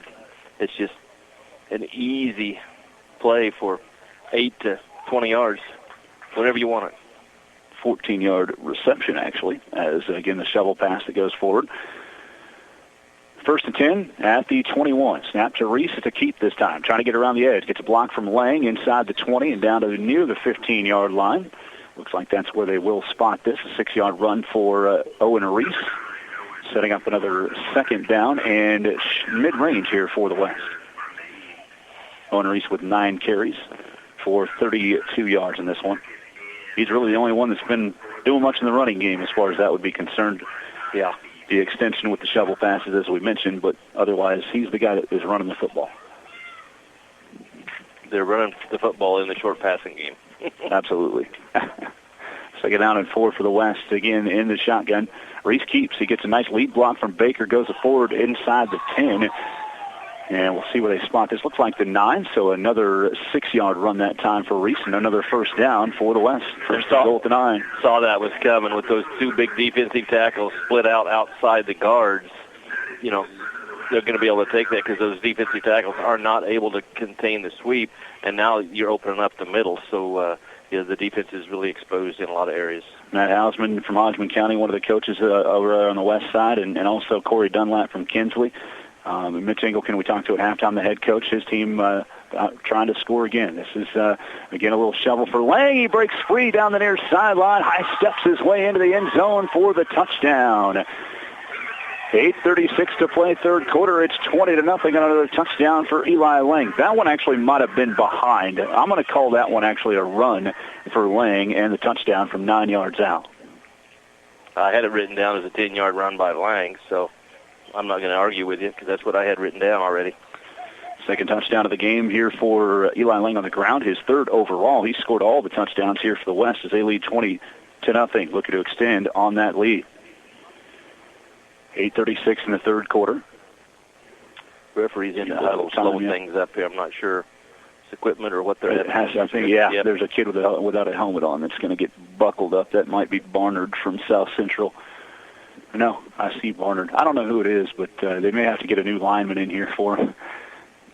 It's actually the guy we talked to earlier, Matt Patterson. He'll come out of the game and a new center coming in. He probably broke something hitting somebody. Yeah, probably so. He liked to hit people. You could tell that in the first half. He said, warn the people coming in the KCAC. He's like, absolutely. I'm about to hit some people. Yeah, he'll find some big guys in the KCAC. I think it's Isaiah Pierce subbing in at center now for the West. In the shotgun, Reese. Shovel pass again to Baker. Mason breaks off one tackle, bounces off another, and goes into the end zone for the 2-point conversion on the far hash. Mason Baker extending the West lead out to 22-0 on another shovel pass on the 2-pointer with 8:36 to play in the 3rd quarter. The West with the advantage. Reese to Baker. PAT. Those PATs are so important now with the 22-0 lead. Yep, the West with that advantage as Baker's been shining in this game as we kind of expected. The Thunder Ridge product had an outstanding career, and, during his time as a junior, he really stepped up as a receiver and a running back. Joel Struckoff used him in so many ways. He had over 600 yards receiving, over 600 yards rushing that year, and gave Axtell all they wanted at the early part of that state championship game, and Mason Baker was a huge part of that. Axtell finally got some defense going and pulled away and ended up actually winning that by the 45-point rule as part of their run of 3 straight state championships. They were a state runner-up, but Mason had to take on a huge role this year for this Thunder Ridge offense. He threw for 986 yards. He ran for 1,925 yards and 30 touchdowns on the ground this year. And, again, he was a guy that could run, throw, pass. He did it all for Joel Struckoff's offense, and you're seeing that athleticism, obviously, on the field today. He's a state track medalist as well. Yeah, he's the best player in this game so far, and he's showing why he was able to put up all those stats. And that was just exactly what you didn't need when you're down 14-0, and you're having tremendous struggles offensively. And to get back in the game, you have to run the football. Well, now you're down 3 scores, and the other team's offense is really rolling. So, if you're going to run the football, you're going to run 5 minutes off the clock for a possession. So, but that's what you got to do, is you got to run the football if you're going to be successful. Jellison on the onside kick. It takes a high bounce. It's still loose. Who has it? I think the West got on top of it. The last resort to carry it and pick it up there for the West does so, and that is Landon Schmidberger, the Victoria product, covering up the onside kick, and things continue to snowball for this East squad as the West has 1st and 10 at the 38 of the East. Onside kick recovery is a huge one. Well, obviously they must have saw something that they liked with the first few kicks and came to it. And, there's a player there. We talked about it in the first game with all the onside kicks and the athletes that made great plays to recover the onside kicks. There was somebody there that time and just didn't have the hands to bring the ball in. So we have now 1st and 10 for the West. Another shotgun snap. Reese looking for the big hitter. Over the middle. He left it short. It was a little confusion in the route, and Grayson Shoemaker has his 3rd interception of the game. He's out across the 40 on the far hash to the 38. We'll call it the 39. Oh, it will be the 38 where they spot it over on that far sideline. Grayson Shoemaker with another huge defensive play, his 3rd interception of the game, and that one was very, very needed for this Division II East squad. Yeah, trying to go deep and going deep into this wind is, I understand the philosophy of you got the momentum and you want to jump on them right here, but you understand the weather conditions too. 8:24 in the 3rd. The East does get the ball back despite giving up the onside kick. Going forward for the East on the run is Ian Christine. Picked up a couple yards there. Well, that was a big interception they had to have. Obviously, you can't go down 4 scores when you haven't put any offense, up yet. So now go down and score and then see what you can do if you can get a touchdown here. So another big interception. 2nd down and 8 coming up here for the East after that run by Ian Christine. In the pistol formation, Joe Guttery takes the handoff. He keeps trying to get the edge at the 30. Has at the 25, down to the 20. There's a penalty flag out at the 33. And all Ian Christine do is put his hands up in the air in frustration because this is likely another holder block in the back. We'll wait and see what the official call is. Where it came out, it's definitely going to be on the East, though. We can tell you that much. You would think that, and just the reaction on that run, of what the East is doing right now. Well, and that's what's so frustrating is you can't get anything going offensively, and the 2 or 3 times they've had big plays, they've had major penalties, and that just happened again. Let's go down to the sideline with Wade. All right. We are here with Chancellor Earmark, St. John's Tipton. You could have just walked to this game, right? I mean, really nice and nearby. You've had family that's been in this game. What was the advice and tidbits that you've heard from those that played in this game and your school and your community? Well, they said this is my last time playing, so just give it your all and push yourself. So, what does it mean to you to be selected, but then also to be that local kid right here for St. John's Tipton and Beloit? It's amazing. I'm glad I got picked, and I'm just excited to play with all these kids. What's it been for you? Well, hold on a second. Let's get this play. Gavin Turk has it. Comes inside of the 35 and down to about the 31 of the West. Back down to the sideline. Well, what's it been like for you to, of course, play with guys that you played against in district play or league play, and then meet guys that you haven't met or heard about? It's amazing. This team fits really well together. It's fun to play with everyone that I've played against, and it's just exciting. What's your future plans, Chance? I'm going to NTK and Hayes to do automotive. All right, best of luck to you. Thank you. Chance Remark. Gavin Turk spinning off of a tackle and has enough for the first down right at the line to gain, it looks like. We'll wait and see. Will they measure or will they just say, yep, move the sticks? 3-yard run for Gavin Turk after a 13-yard run, set up 3rd down and 3. And the East, a very, very much needed first down after being pushed back with a penalty. Turk's good-looking running back. Absolutely. Turk had an outstanding career for the Win. He ran for 1,942 yards and 29 touchdowns as a senior. Pistol formation this time. Handoff goes to Ian Christine. Christine looking to break. Breaks free at the 20, 15, using the speed of the 5. Touchdown, far sideline for Ian Christine. Taking it in from 27 yards out and putting the East on the board for the first time today. 6:48 to play, 3rd quarter. 22-6. Now the score. The local product from Downs, Lakeside, Cocker City, actually, Ian Christine with the 27-yard touchdown run. Really executed well up front. Just a good job of staying on the guys that you're blocking, and Ian has a free run to the end zone. And as I said one of the times in the first half, that could have been touch football, and he still would have scored. That's just good blocking. Christine getting the East on the board on the 2-point attempt. They're short on the run play there by Kirkpatrick. So short on the play on the big set, but 6:48 to play, third quarter, and the East is on the board. West leads 22-6. 27-yard touchdown run for Ian Christine. Again, headed off to play football at Kansas Wesleyan after this 8-man All-Star game. That was very refreshing for this offense. Now they have a little confidence. I saw the end of the first half there when they stopped making mistakes. They could run the football, and that's all they got to do is just keep running the football. If they can get a stop here and there, get another interception, then they can actually get back in this ball game. As much as they've been dominated in this game, it's just a 2-score game. Well, we know in 8-man football, 2 scores can be made up in 4 or 5 plays. So, this defensive series I think is going to be key. If you can get a stop here, and then you're in good shape, because offensively, the way they do, whether you have the win or not, doesn't matter. Yeah. They're going to be able to run the ball. Outstanding turn of momentum there, too, because the West looked like they had it all after the kickoff. They got greedy. Kick was recovered. Yep, they got greedy. Looked for the deep shot. Interception by Grayson Shoemaker, his third one of the game. And despite having a penalty that brought him back, they were still able to East to get a big score there here and get themselves on the board with that 27-yard touchdown run from Ian Christine. A couple big runs from Gavin Turk to help set it up. Should be able to kick the ball into the end zone and back them up, start on their own 15. Yep, teeing it up here for the East, Leighton Whitty from Canton Galva.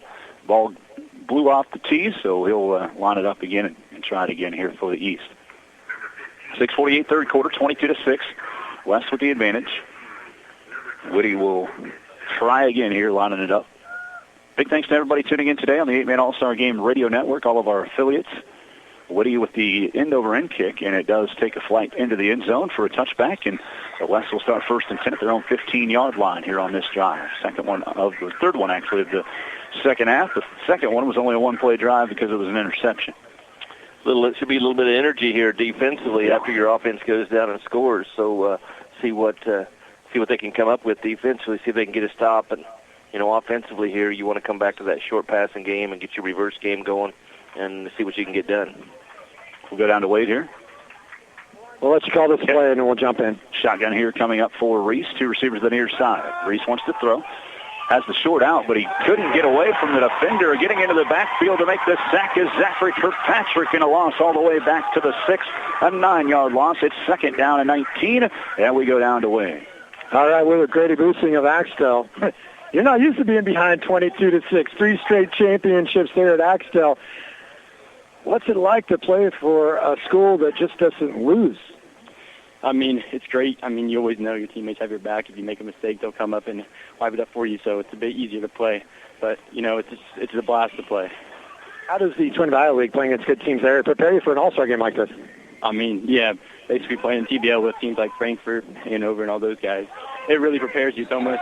Not quite same level as this, but it's close. A lot of good teams. And what's it like to play with 2 of your teammates that are also here with you? I mean, it's great. There are only 5 guys in my class, and there are 2 of them. So, I mean, we've been tight together.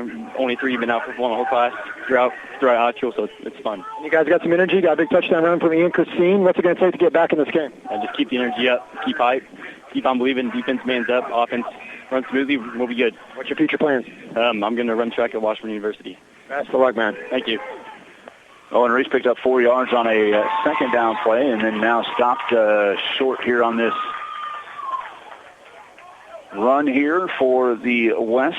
On the carry that time was Lucas Dunham, and he stopped right at the line of scrimmage, so 4th down and 14 coming up for the West. It's amazing, Dusty, how an offense that's struggling all of a sudden puts some points on the board and your defense gets fired up and gets a stop. I see it happen so often. Huge sack, and the West was pushed back all the way inside down to the 6-yard line. They were only able to pick up 4 on the second down play, nothing on the third down play. So 4th and 14, obvious punt situation here. Into the wind. It's going to be great field position. Yep, Landon Schmidberger sent to punt it. He stands at his own goal line or just a foot ahead of it. 5:11 in the third quarter and counting. Schmidberger takes the snap. He got it high in the air, so the wind will block a sidewinder. A fair catch there back here at the 38-yard line, and making the catch for the East there was McManus from Canton Galva. Lane McManus and the East with great field positions. Todd said they'll have it actually at the 39 is where they get forward progress. 1st and 10, the East looking to get themselves back in again. Again, they're up with a first touchdown of the game on their last possession and looking to add to it to make this one a game again. The East with the football in the pistol formation is Doak Guttery. Behind him, Gavin Turk. Behind him and to his left hip behind. Turk will get the call, try to get the edge, and does not have it. Well defended this time by the West, stringing it out as Anderson was there to make the stop, well as a couple other West players, and a loss of a yard on the play, actually 2 for Gavin Turk, 2nd and 12. Really good defense, and you can really see them crowding the line of scrimmage, figuring out, okay, they're really going to throw the ball on us. Let's go down to Wade. Hey, got another Osborne Bulldog. Talked to Doak earlier. Nathan Goheen is with me now. I feel a sense of momentum here. Yeah, it definitely has changed a lot since the first half. I mean, our offense came out good, but then they got stopped. We kind of lost momentum, and it just kind of stand still for us, and they were pushing us back. Now I feel like we're going forward again. Doak gets tackled there for perhaps no gain or a loss. You guys struggled, and Coach Anderson said in the first half, you guys just kind of shot yourselves in the foot. You clean that up, you'll be okay. What's going to take to rally from a 16-point deficit? A lot of hard work and dedication, discipline. Yeah. So what's it like playing for Coach Tiernan, Osborne? Awesome. Great guy.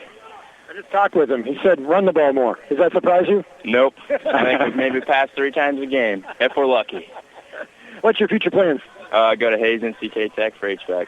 Best of luck to you. Thank you. Nathan Goheen, everybody. Nathan confirmed that for me. I said at halftime I thought he was going to Hayes, and he is. It's a loss of 2 for Doak Guttery, and all of a sudden 3rd down and 14 for the East. Had a little play-action fake here, and the defense converging. Doak got rid of the ball very, very late, and that will be intentional grounding. There is nobody anywhere near that pass, and also... Yeah, I don't even think it got back to the line of scrimmage. Yeah, flag came out. Yeah, the flag was out right away. That's why I said it's definitely intentional grounding. That's the if you went to the rules meeting and they gave an example of intentional grounding, that would have been the number 1 all-time for intentional grounding. You're about to get sacked, and you dump it out in the flat. There's nobody within 40 yards of the ball. Watch this tape if you want to know what intentional grounding is. Sorry, Doak. 3:34 to play, 3rd quarter, 22-6 the score. So now it's 4th down. Again, it's a loss of down, so you don't replay it 4th down. And for forever, about 26, 28, it looks like. Either way, you're in a punt formation here in a situation for the East. Unless you try to fake it here, but I don't think that'll be in the cards right now, down 22-6. Trying to keep a little bit of momentum. That was some good defense against the run. Absolutely. Wyatt Collins set the punt here for the East. A little high, spiraling, great punt here. Dunham returns, and it bobbles off him. He muffed it. It's still loose, and it's still on the ground. Who's got it? I think the West might have gotten on top of it, and they did. Wow. Well, it hit Dunham right in that place where you never want to be hit, trying to field a punt, right in that chest on the shoulder pads. It bounced. Goes down to the ground, but the West is able to pick it up over on there's a congestion over there. I didn't see who picked it up, but it does go to the West there at the 15-yard line. So they dodge a bullet there because the East would have had great field position, but the West is able to pick it up 1st and 10 at their own 15, just as good as a touchback. That's exactly right, and an excellent punt. Now we've got it's taken a while, but both teams kind of settled in here a little bit. 3:22 3rd quarter. You talk about it taking a while. 22-6 the score. 2 receivers on the near side. Reese on a direct snap run, and he's taken down from behind immediately. Knifing into the backfield again was Kirkpatrick. It's a loss of a yard on the play for Reese, maybe a half a yard. And it'll be 2nd down about 10. Well, the nose of the football is still on the 15-yard line, so no gain on the play, 2nd and 10. Excellent. 1st down is so important, guys, because Nick Anderson was saying earlier, they're running away from our big guys. Well, if you can stop on 1st down, 2nd and long, now all of a sudden you get in a passing situation. Those big guys are getting some pressure up the middle. Well, and they got them lined up wider until they tried to run it inside them, and they still got off the blocks and made the tackle. So right now the big guys are making a difference, but they have been lined up wider in this second half.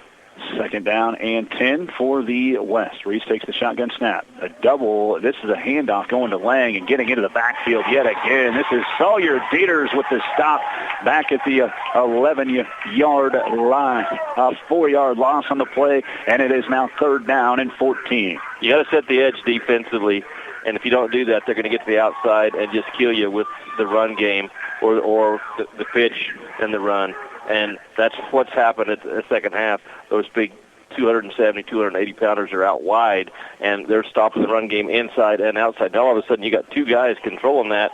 Then you can really have your other 6 guys just flow to the ball and make plays. 3rd and 14 at the 11-yard line for the West. And the shotgun again, Reese has some time, has plenty of time. Rolls to the inside, looking to throw. Reese just ducks out of bounds. Good coverage down the field here, or that's actually Lang, on the carry. Lang on the run there, and he gets taken out of bounds here at the 15-yard line. They mixed it up there. That Lang at quarterback. A little bit of a different look. But this is why we pay Todd the Big Bucks to be color commentator on 8-Man All-Star games, because he hit the nail on the head. Those big guys being wide and then containing the edge is taking away that perimeter game. And then the question is, if you can try to run up the middle, can you keep the big guys pushed out wide to where you have that opening? Yeah, it's totally changed the defense in this second half, and the offense doesn't have anything they can do. 4th and 10, Schmidberger's punt was nearly blocked by Kirkpatrick, and it goes sidewinded out of bounds. It'll be great field position again once we spot this. Looks like the 36 of the West for the East on this field position. Kirkpatrick's making his name known here in this second half for sure. Yeah, he's dominating right now. But the thing that's going to happen here in 146, you need to go down and get a touchdown and make it 22-14 going into the fourth quarter, because in the fourth quarter, this offense can throw the ball, and they're going to have the wind. And they've had some opportunities deep, but the wind has knocked it down. Well, they're going to have the advantage of having the wind, and they're going to be able to hit some things in the passing game in the fourth. 1st and 10 for the East, 36 the West. Doak Guttery in the pistol. Christine actually takes the direct snap this time. Ian bounces off the first tackle, comes to the near sideline at the 30, kind of slipped down to his knees and gets finished off by Bowman as he slides out of bounds at the 28 of the West. An 8-yard run that time for Ian Christine, setting up 2nd down and 2. Yeah, just a big collision there, but nobody got Ian wrapped up on the play, so he just pops it to the outside, and some of the guys that didn't see where he went defensively, and he's running down the side, gets up big yards on 1st down. 119 in the third, down to 115 in the third quarter. It's 22-6. West leading the East. The East has pitched a shutout so far. They're looking to get another score maybe before the end of the third or be early fourth if they can keep some momentum going here on this possession. 2nd down and 2 as they have it at the 28 of the West. And the shotgun is Doak Guttery to his right hip. That is Ian Christine. Christine gets the call, trying to get the edge, and has the edge at the 20, down to the 15, and inside the 10. We'll see where they spot this one. Another big run for Ian Christine, and they spot it at the 8. Big-time run of 20 yards for Ian Christine, and another 1st down for the East. Christine with 78 yards now on 10 carries. He's got the touchdown run as well. It's amazing with that defensive adjustment, what you're seeing now, that you're controlling the other team's outside run game, and now you have the ability to run the football, and you're not making mistakes offensively. Now you're back in the game. First goal at the 8 with Guttery in the shotgun. Hands off to Gavin Turk. He cuts inside at the 5 and drug down at the legs. Down to the 6-yard line, actually, is where they'll spot this, where his knee went down with the ball. It is a pickup of 2 on the play, and it's 2nd and goal at the 6 for the East.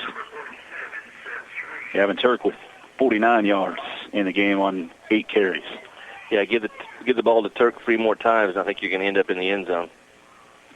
Yeah, again, outstanding career for Gavin Turk for the Lynn Bulldogs running the football. Was forced into, one of those situations where your best athlete you're going to put at quarterback, and that's what Gavin Turk was for the Lynn Bulldogs here this past season. Got 10 seconds in the third quarter, 22-6. We'll have one more play here in this third. Guttery in the shotgun with Turk next to him. Play action fake. Doak wants to throw. Pressure out of the pocket. He will not get rid of this football. Actually, he might. No, he won't. He's finished off the 15. He tried to get rid of it late. Sween finished it off. It was a start by Anderson for the West, and a loss back at the 15. And that will set up now 3rd and goal at the 15 after a 9-yard loss to end this third quarter. We are at the end of 3. It's 22-6 in favor of the West over the East, and we are back in 1 minute with the fourth quarter. This is the Kansas 8-Man All-Star Game Radio Network. The Guaranty State Bank and Trust Company Insurance Agency is here to assist you with your insurance or fixed annuity needs. Are you turning 65 and needing a Medicare supplement? Do you have enough life insurance to provide for your family? Have you considered long-term care insurance? Or do you have a question on adding a fixed annuity to your investment strategy? Give us a call toll-free at 888-738-4429 or see us in person at the Guaranty State Bank and Trust Company, your community bank, member FDIC.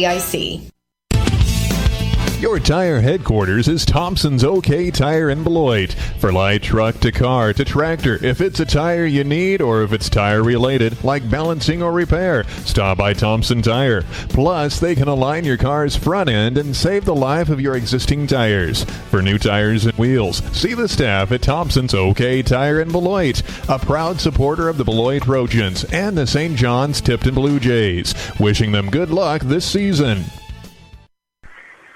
1 quarter remaining in this 39th annual 8-man All-Star game in the 8-man Division II game where the West leads the East 22-6. The East was threatening that second goal at the 6, and then a little play-action fake after they'd been able to run the football and get down to the 6 did not work. Doak Gutter, they actually ended up spotting this ball at the 16, so it ends up being a 10-yard loss. It'll be 3rd and goal at the 16 for the West, and now they have to spread it out. 2 receivers to each side. Gutter in the shotgun. Doak looking to throw.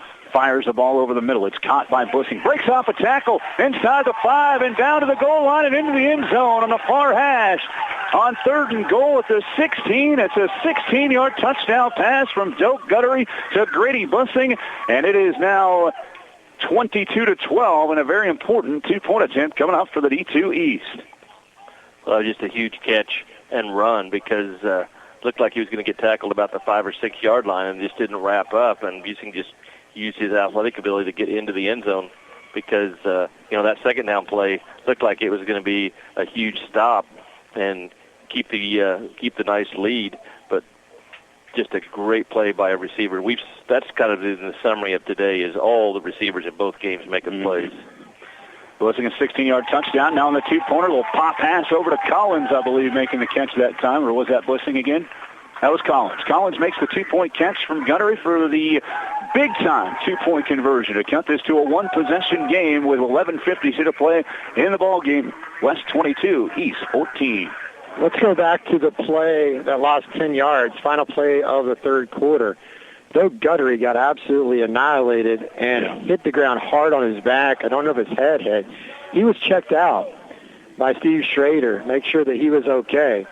And apparently he is, because he stepped in the next play, made a nice throw, got out of a tough situation, get the touchdown, did a little pop pass, and just like that, we've got ourselves a ball game. One thing I can tell you won't question with Doak is his toughness and whether he's going to be able to go out there and play, because this is a kid that, again, I didn't even know how serious it was until I actually got a chance to talk with him about it. He was nearly in a wheelchair as bad as his back was over the off season. So he got the surgery, got himself fixed up, and it took him a while to get back into shape. But, man, he's playing well today and obviously guiding this East offense and a spark here in the second half for this East squad.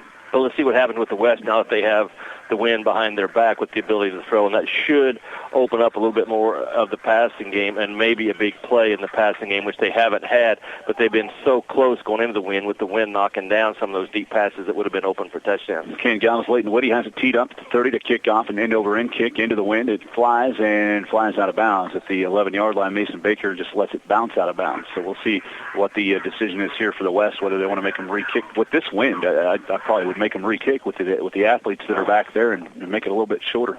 Let's go down to Wade.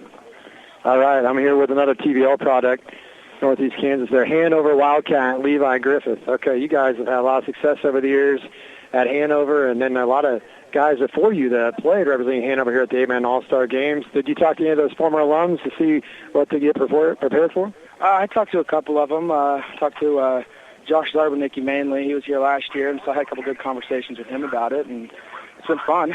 What's it been like to be in the trenches there on the offensive line in this battle? God, it's fun. I mean, I haven't played guard in 3 years, but I'm having a blast doing it. It's a lot more fun than playing center, I'll tell you that much. Okay, you enjoy guard better than center. You beat me to my next question. You guys are right back in it. You were down 22-0, and all of a sudden things have turned around. What's changed? Thank you, Coach Anderson. He got us riled up in that locker room, man. At least he got me riled up. He didn't yell at us, nothing. He just told us, basically, it's on us. How bad do you want it? So that's what we went out here and did. But Nathan Baker with the return here to the 30-yard line. You mentioned Coach Anderson. That's the guy on the other sideline when you're playing during the season, and now he's your coach. I'm not going to lie. I've gained so much respect for that man over the last week. It's been a blast playing under him. He's got one heck of an offensive mind, I'll tell you that much. He's great. I love playing under him. What's your future plans, Levi? I'm going to Fort Scott Community College for now, and the program says it wrong. I'm actually planning on continuing my education at Pitt State for construction management. Stay back to Dusty. Hold tight. Reese over the middle for Lang, who makes the catch at midfield to the 35-30, far sideline, and still on his feet at the 10-5, into the end zone for the touchdown. On the big-time touchdown pass that covers 49 yards to Eli Lang from Owen Reese, and just like that, the West gaining some momentum back, 28-14 the score with 11:37 to play. You said Pittsburgh State. I'm a Pittsburgh State Gorilla myself, so that makes me pretty proud and happy. One quick one here, and that is you had family from Milwaukee and Minnesota supporting you. What's that mean? Man, it's awesome. My mom lives up there in Wisconsin, and she tries to come to as many of these as she can. It's awesome. I love it. Best of luck in your future. Thank you, sir. 49-yard touchdown pass from Owen Reese to Eli Lang. Thanks to Levi Griffith for joining us here on the broadcast. And the West, boy, a quick hitter that's tough for the East after all the work that they put in to get back into this one. 2-point attempt coming up, a rare occasion where Reese is under center. Hands off to Jellison, and that did not work at all. Zachary Kirkpatrick into the backfield to make the stop. 2-point attempt fails, 11:37 to play in the game, and the West back on the board, leading 28-14 now after the 49-yard touchdown pass. And I didn't know I was getting paid for this when Wade mentioned the big bucks. So I heard that part. I haven't heard anything he said since then. But I also mentioned that things were going to change offensively as soon as they got the wind, and you're going to see the chances for big pass plays. It took all of one play and 50 yards to see the big pass plays. So, yeah, the weather makes a difference because they've had several opportunities in the pass plays when the two quarters going into the wind. Well, now they have the wind, and it opens up so many more things for them offensively. And, a lot of times when you have a 15, 16-mile-an-hour wind, your college NFL guys have the rifles for guns that, they can throw the tight spiral, and it doesn't affect it. But, you don't have that at this level. Those long passes get knocked down. Well, that time they throw it about 18 yards downfield. It's an accurate pass, and it opens up so many more things that you can do offensively. 15 seconds it took for the West to regain a 14-point lead, 28-14.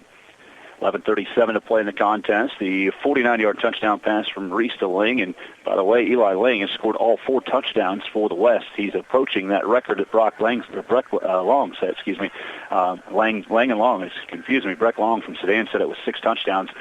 I believe that was 3 years ago here at the 8-man All-Star game. I'd have to get back into my book. But, it's a big game for Eli Lang from Mineola today as far as getting into the end zone for the 4th time today. Kickoff is actually a spiral, hits the foot of the up guy here for the Division II East, and on the return, that's Riley Vitt picking it up at the 10-yard line, going forward out to the 25. So it ended up being okay, but man, that was a dangerous play there for the East. They end up with the football, 1st and 10 at their own 25-yard line. A lot of times when you see something like that muffed, or in this case, I guess you would say kicked on the catch of the kickoff, you see guys get out of their lane and things like that, and you see a big return. But, you just have more athletes out there making plays. Let's go down to the field here with Wade again. Sawyer Dieters of the Axtell Eagles, 3 straight championships, 39-game winning streak. Seems like you guys made a little bit of adjustment, getting the big guys like yourself a little bit wider, taking away that running game to the perimeter. Yeah, we realized about a little late towards the first half that they aren't really going to run up the middle, that we can contain it more outside. We can stop sweeps a little better. Just a little adjustment that we need to make. Yeah, and it worked there pretty well until that last big play. I know that guy's a little bit discouraging, but there's a long way to go in this football game. Put it in perspective, 3 straight titles. That's a pretty good high school career. A lot of people just love to get to the playoffs. Yeah, it was huge for us, considering that it's never been done in actual history, and that the last state championship that we won was in the 90s. So it's an amazing thing. It really is. And then playing with a couple of your teammates here, that's got to be special. Yeah, it was really nice getting to play with Grant and Grady one more time. You got to play against guys like Hanover and Frankfurt, and all of a sudden they're your teammates. So you got a little respect for them and them for you? Yeah, we thought going into this week that it would be a little awkward, but we made it work. Now it seems like we're all going to be lifelong best friends with this. What's your future plans after today? I'm going to Concordia University, Nebraska, and I'm going to major in exercise science while doing track and field. Best of luck to you. Congrats on a great high school career. Thank you. Sawyer Dieters. Axle product there. Doak Guttery got away from some pressure here from Logan Arnsman here on this first, or Caden Arnsman, excuse me, that a Logan Arnsman. That was on the first football team I ever covered out at Colby, Kansas. Caden Arnsman, that name has been the Arnsman name, and then that first name has been in my brain all week. Caden Arnsman from Kinsley on the pressure there, forced Doak Guttery into an incomplete pass, and the East took a timeout, so they're back out on the field and ready to roll here on 2nd down and 10 at the 25. New quarterback in for the East. And that was Turk, but the direct snap goes to Christine. Ian cuts inside, sidesteps the defender, breaking into the open field at midfield to the 35-30, 25-20, and pushed out of bounds all the way down at the West 17-yard line. A huge play there for the Division II East All-Stars. Yeah, it's just a 28-14 game. You don't want to deviate from your strength here. Just stay with the run game, and fairly well blocked, but Christine sees the cutback, and the backside end doesn't come down and take away that cutback, and as a result, Ian has a good read, and then it's just a race, and didn't quite get it to the end zone. It's a 38-yard run for Ian Christine, and it is 1st and 10 all the way down at the West 17. Direct snap this time to Gavin Turk. He cuts inside, bouncing off tackle, but is eventually taken down to 15 after a 2-yard run there for Gavin Turk. 51 yards now on 9 carries for Turk. Ian Christine has 116 yards now on 11 carries in the game. Yeah, and you see, you don't have a quarterback in right now. You just have your 2 running backs back there, and direct snap, one blocks for the other, and you see Trainer Steve right there standing by your quarterback that took the big hit, according to Wade. Yeah, and he's been, kind of trying to run away from the defense a lot of the second half, and now you're kind of eliminating that at the moment with direct snap running. And right now it is Turk with Christine to his left. One receiver to the far side, one to the near. Armstrong to the far, to the near is Grady Bussing. Turk takes the direct snap this time. Lowers his shoulder, goes forward across the 15 and down to the 12-yard line. Another 3-yard run there for Gavin Turk. It'll be 3rd down and 5 once they spot this one. 10:15 to play in the game. It's 28-14. West with the advantage. Yeah, 3rd down here. Understand you got 2 opportunities to get it. You can still run the football here and make it either pick up the 1st down or have a good opportunity with shorter yardage on the 4th down. You always got your longer count you could do also if you get to 4th down. 3rd down and 5 at the 12-yard line of the West for the East. 28-14. Again, the West had a 22-0 lead in this game early 3rd quarter. The East got their first touchdown on a 27-yard run from Ian Christine, 6:48 in the 3rd quarter, and then the East scored to cut it with 22-14 on the 16-yard pass from Guttery to Grady Bussing and a 2-point pass to Wyatt Collins. But then one play later, after that scored by the East, the West was back on the board to take a 28-14 lead at 11:37, 49-yard touchdown pass from Owen Reese to Eli Lang. There was a timeout called on the field by the East. They're down to their final timeout, 3 timeouts left for the Division II West here in the remainder of this game. Wade? Well, I'm going to do a sneak attack here on Steve Schrader, the trainer. He's been doing this 30 years, is that right? Yes, sir. 30 years. So what has changed in 30 years from the first time you worked these 8-man games to today? Well, 30 years ago we came in on a Sunday, and we were here all the way through Saturday. And the first couple of days they just hit. They've gotten a little smarter. Now we come in on Tuesday. Tuesday night is just orientation. They meet everybody, and we hit a little bit on Thursday maybe, but the amount of hitting is not like what it used to be. And you know what? We don't have the amount of injuries that we used to have because of that now. So kids are all playing. What are you looking for as an athletic trainer in regards to players that take a big hit? Like Doak took a big one, hit the ground pretty hard. Obviously, it's a violent sport, a lot of contact. What are you keeping an eye on to make sure to keep kids safe? Really, we're just looking at his eyes, looking at his balance, his coordination, memory, all those kind of things, just to make sure that he's all right. Because, this is a violent game, and it's supposed to be a game of fun, but we're also out here for safety. So we want to, be safe on that kind of aspect. That's right. Dusty will tell you what happened there. It was a 7-yard loss. Ian Christine took the snap and kind of got lost and had to pitch it back to Gavin Turk. So it's 4th down and about 12 coming up now for the East. From a trainer's perspective, what makes this special, these 8-man games? Well, I don't have football over at Cloud, so it's my year of, one time a year working football. I grew up in football. My dad was a football coach at Frankfurt. When I was in school, it was an 11-man. now it is 8-man. It's kind of interesting that Nick is now the head coach, and he played for my dad, so it's always kind of fun to have those kind of things. I did games for Frankfurt from 01 to 06. I got to know your dad a little bit, and I always enjoyed my conversations with him, especially when I got done doing coaches' interviews. I learned a lot of interesting stuff from him and many other coaches. Here's the play. 4th and 12 at the 19. Turk over the middle, intercepted at the goal line by the West, and a lot of room to run, but closing in is Grant Bussing actually on the play, and making that interception for the West right at the goal line was Jimmy Olsen, the Stafford native, the player from head coach Mitch Engelken there for the D2 West. Another big turnover there on a 4th down where they were just looking for the end zone, and Olsen gets the pick. The West will have 1st and 10 at their own 20. Steve, thank you so much for your time for 30 years. Thank you. First time we've interviewed a trainer. Awesome. Yeah. That's how I go out, man. Yeah, absolutely. That was awesome to get Steve's perspective. He's being helped today by Taylor Lapine from Smith Center, the student from Cloud County, to be able to do that as well. 8:39 in the 4th. Again, Jimmy Olsen, the interception, and the first down play to Chamberlain on the far side is caught. Or was it incomplete? It was incomplete. 2nd down and 10 coming up. You know, I've had players that have gone to Cloud and gone through his training program, and they have only great things to say about him as a person and his program. So, you know, if that's something that you're interested in, I have some that are doing very well in that profession, and they started with trainer Steve. So 2nd down and 10 now for the West. Has a keep here for Reese going straight forward out across the 25 and up to the 27-yard line. 7-yard run on that play. Now 3rd down and 3 for the West. And that's just being smart offensively to see the alignment of the defense and get the quarterback right up the middle, so you have 3rd and short, and you have your whole playbook for your arsenal here to try and pick up this 3rd down. We call actually 3rd and 4 after that spot. 39 yards rushing tonight, this afternoon, I should say, for Owen Reese. And Lang is in there now, quarterback in the shotgun for the West.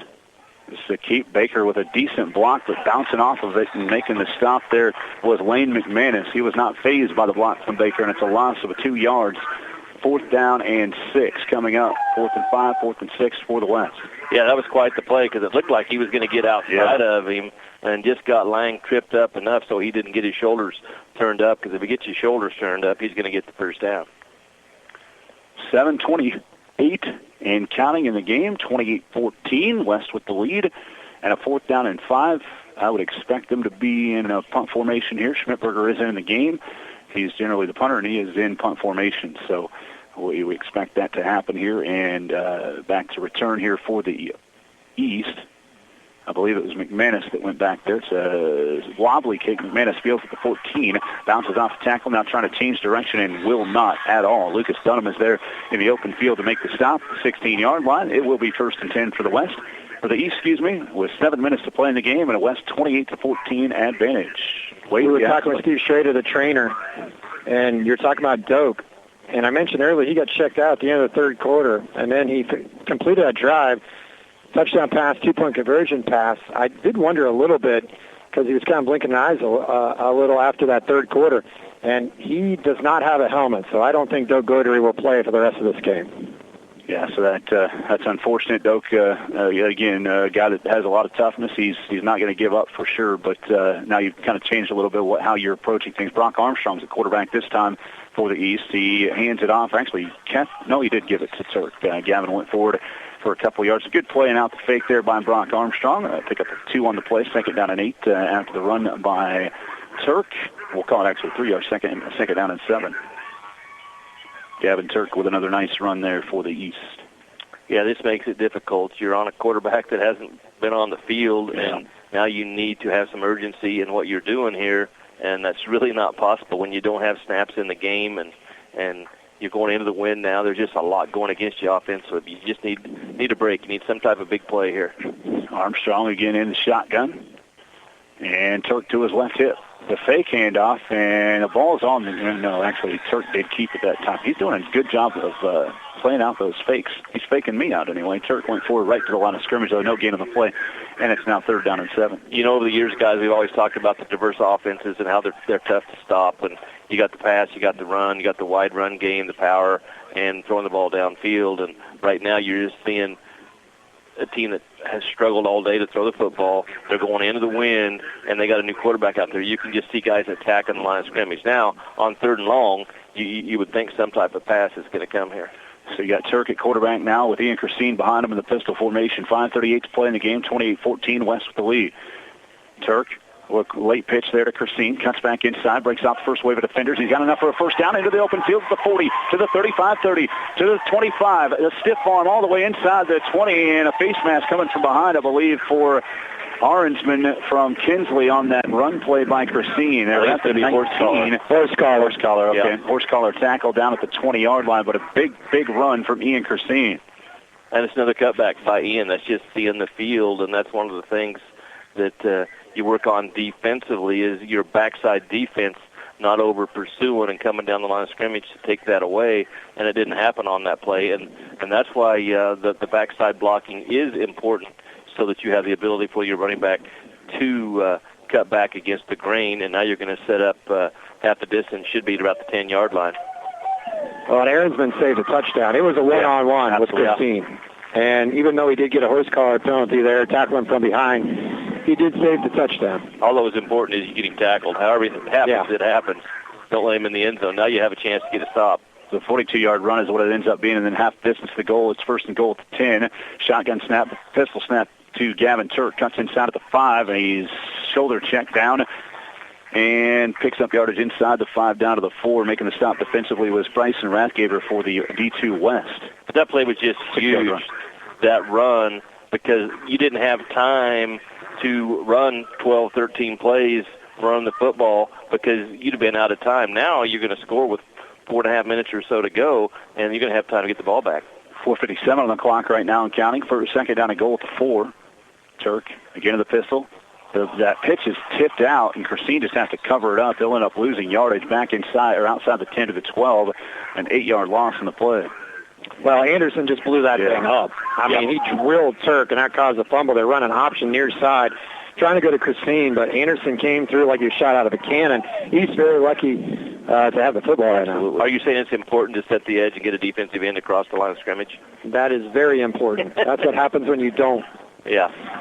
And and this is what happens when you don't have those reps together and you get that penetration, and it disrupts the running game, and they're just having to take a lot of time because they just haven't had time to have a hurry-up offense, let alone with guys that aren't expecting to play these positions. Clock will be around 4th snap here. We're at 4:03 right now. 28-14, 3rd down and goal at the 12. Armstrong will keep this time. Cuts in, or actually, he gave it to Turk again. But man, he carries his way too well. Hey, I'm with you. I thought he had it too. Turk is down to the 9, a 3-yard run. I bet he's thinking, I wish I'd have kept it because he didn't have any company with him. It is now 4th down and goal at the 9 coming up for the East. I mean, he's doing an outstanding job of carrying out the fake for sure. I'm not used to that. I don't see this kind of offense very much anymore. So is it timeout here for the East? They've used their final timeout with 3:43 to play in a 28-14 West advantage here in this Division II All-Star game in the East. This is the last-ditch effort here on 4th and goal at the 9, I would imagine. There's not enough time for them to really do much if they can't put this one into the end zone. Yeah, you're going to have to have a lot of things go your way if you don't get points here. So, you got some things in your arsenal offensively that you're going to try to pull out here to fool the defense. The biggest thing is you're going to have time to execute it. And I'm telling you, what it needs to be is something to the right side, because you try and throw it to the left side right into the wind, that's going to be tough, especially with guys that aren't used to throwing the ball as much. And, if you can get something maybe towards the right corner, then you're still going to have that side wind. But that's your best bet. Your angles, when you have this kind of wind, are important where you run your plays. You almost need to eliminate certain parts of the area trying to throw the football. We have 4th and goal at the 9. Gavin Turk in the shotgun. To his right hip is Ian Christine. Split to the near side are Armstrong and Grady Bussing. We'll play actually a double handoff reverse pitch. Bussing throws toward the end zone. It was a trick play and well defended on the far side, getting a hand to knock it out. Over there on that far sideline for the West. I finally saw his number turn back toward me. I thought it was 5, but I didn't want to misspeak. Jimmy Olson, another big play there for the Division II West All-Stars. and that knocks the ball out, and the turnover on downs gives it back to the West at the 9. That last-ditch effort there falls short, and with 3:35 left, the West leading 28-14, and with the football back. Love the play call. It was thrown to the right part of the field. There was some trickery to it. Looked like a guy was open. Just excellent defense. 1st and 10 for the West, and as expected, direct snap run for Gavin Reese out across the 10 to the 11. Let's go down to Wade. All right, right here with the guy just knocked that ball away on that trick play.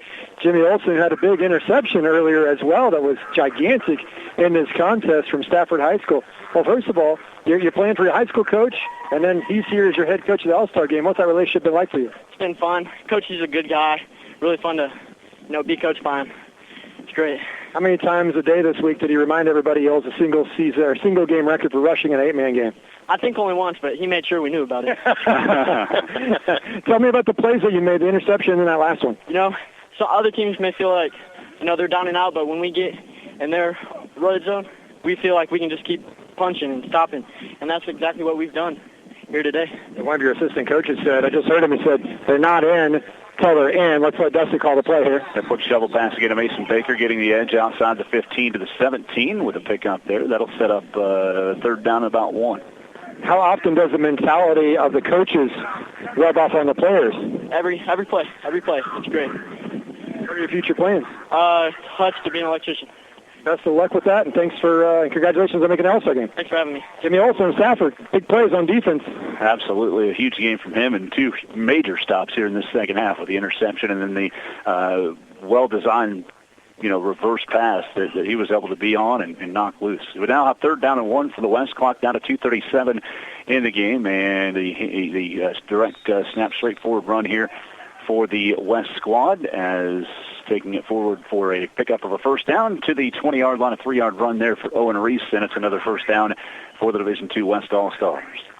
And the clock will start now, and they pretty much can run this thing out now. There's no timeout. As long as you don't go out of bounds, don't turn it over, you're going to have about 40 seconds 4 times because you got 40 seconds this time and run it 3, so they should be able to run the clock out here.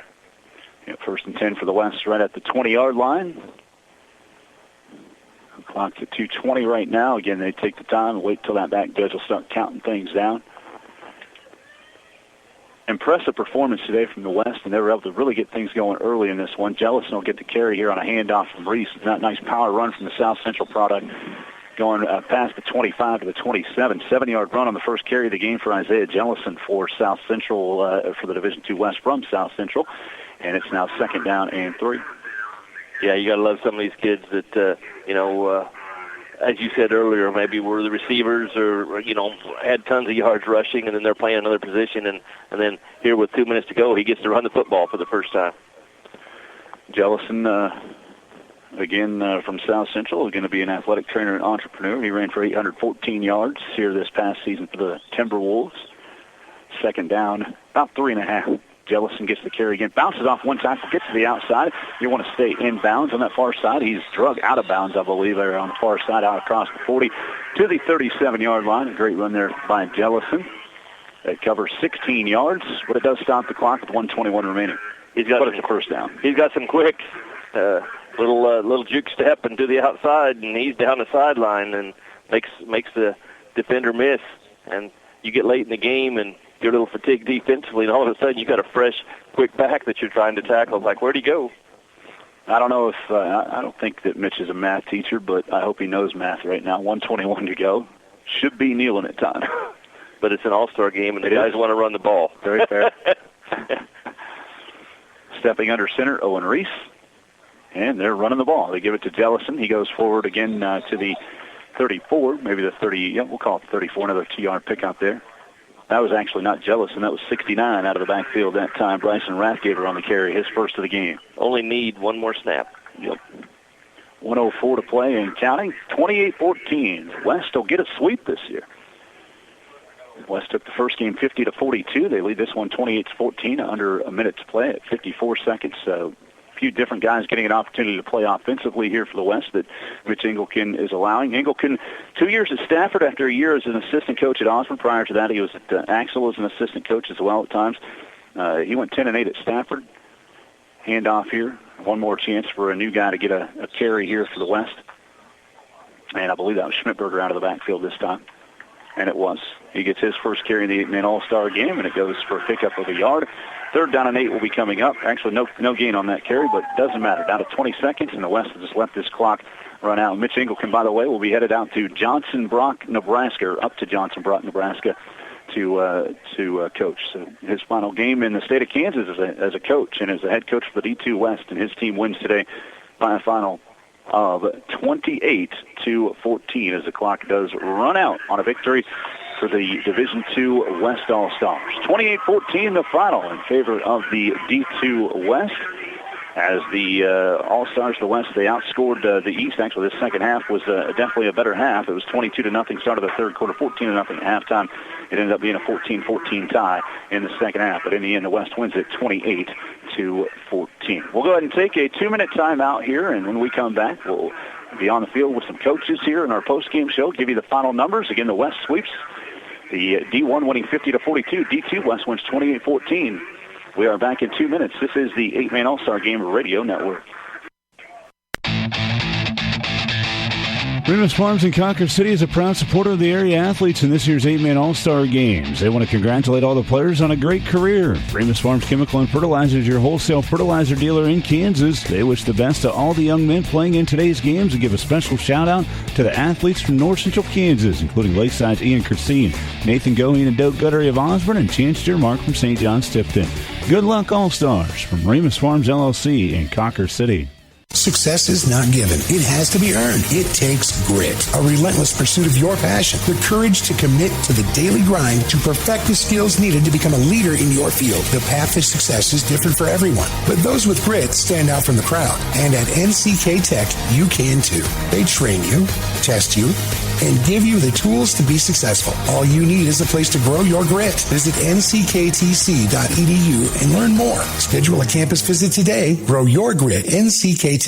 Attention all farmers, truckers, and haulers. Miller Welding of Downs is proud to be a distributor of Sherco's top-of-the-line tarp and hopper openers. Not only do they sell, but they can also install and service your Sherco electric tarp and hopper openers. Sherco offers a wide range of tarping solutions for the agriculture industry for everything from grain trailers, grain trucks, grain carts, wagons, and more. Their advanced technology allows you to cover and uncover loads effortlessly, saving you time and hassle on every job. Visit Miller Welding on Highway 24 just west of Downs or call 785-454-3425 to find out more.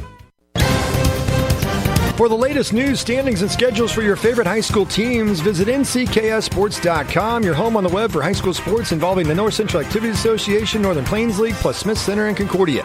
Visit ncksports.com today. A big thanks to our sponsors, Thompson OK Tire in Beloit, Mankato Professional Pharmacy, S&S Drug and Home Health, Brush Art Corporation and the Brush Group, Cunningham Telephone and Cable, and by Farm Bureau Financial Services, Todd Clover, Sales Associate. All right, welcome in on our post-game show here on the Kansas 8-Man All-Star Game Radio Network as the Division II West All-Stars get the win. 28-14, the final score here today in favor of the West. The passing game was what worked the most for the West today. It was the short passing game, the shovel passes and shovel pass sweeps for the contest that really caused the biggest problems in the first half and gave the West a 14-0 lead at halftime. They led 22-0 early in the third quarter. They got an onside kick and looked like they were going to be in position to maybe even add to that lead, but the East got it back with an interception and got the football, they ended up getting the football back and going and scoring one of their own to get back within 22-6. In the third quarter, those were the two scores: a 9-yard touchdown run by Eli Lang and a 2-point pass from Owen Reese to Mason Baker. Made it 22-0 at 8:36, and at 6:48, a 27-yard touchdown run for Ian Christine. The run failed. It was 22-6 there. And then the East would get a score there with 11:52 left on a 16-yard touchdown pass from Doak Guttery to Grady Bussing. And Guttery hit Wyatt Collins for the 2-point attempt to make it 22-14 at 11:52. And just 15 seconds later, a 49-yard touchdown pass from Owen Reese to Eli Lang. The run failed. It was 28-14, 11:37 in the game, and then nobody else scored the rest of the way as offenses were stalled. A couple big defensive plays, an interception from Jimmy Olsen of Stafford, and also a big knockdown there at the goal line on a halfback, or actually in pass from Grady Bussing on a reverse that didn't go. And Olsen made the two big plays for the West defense there, and that closed things out, 28-14, the final score in favor of the West All-Stars. Quick look at some numbers before we go back down to Wade with the coaches here in our post game. Owen Reese, an outstanding game, and again, a lot of his yardage came on shovel passes, but he did finish 23 of 29 for 236 yards.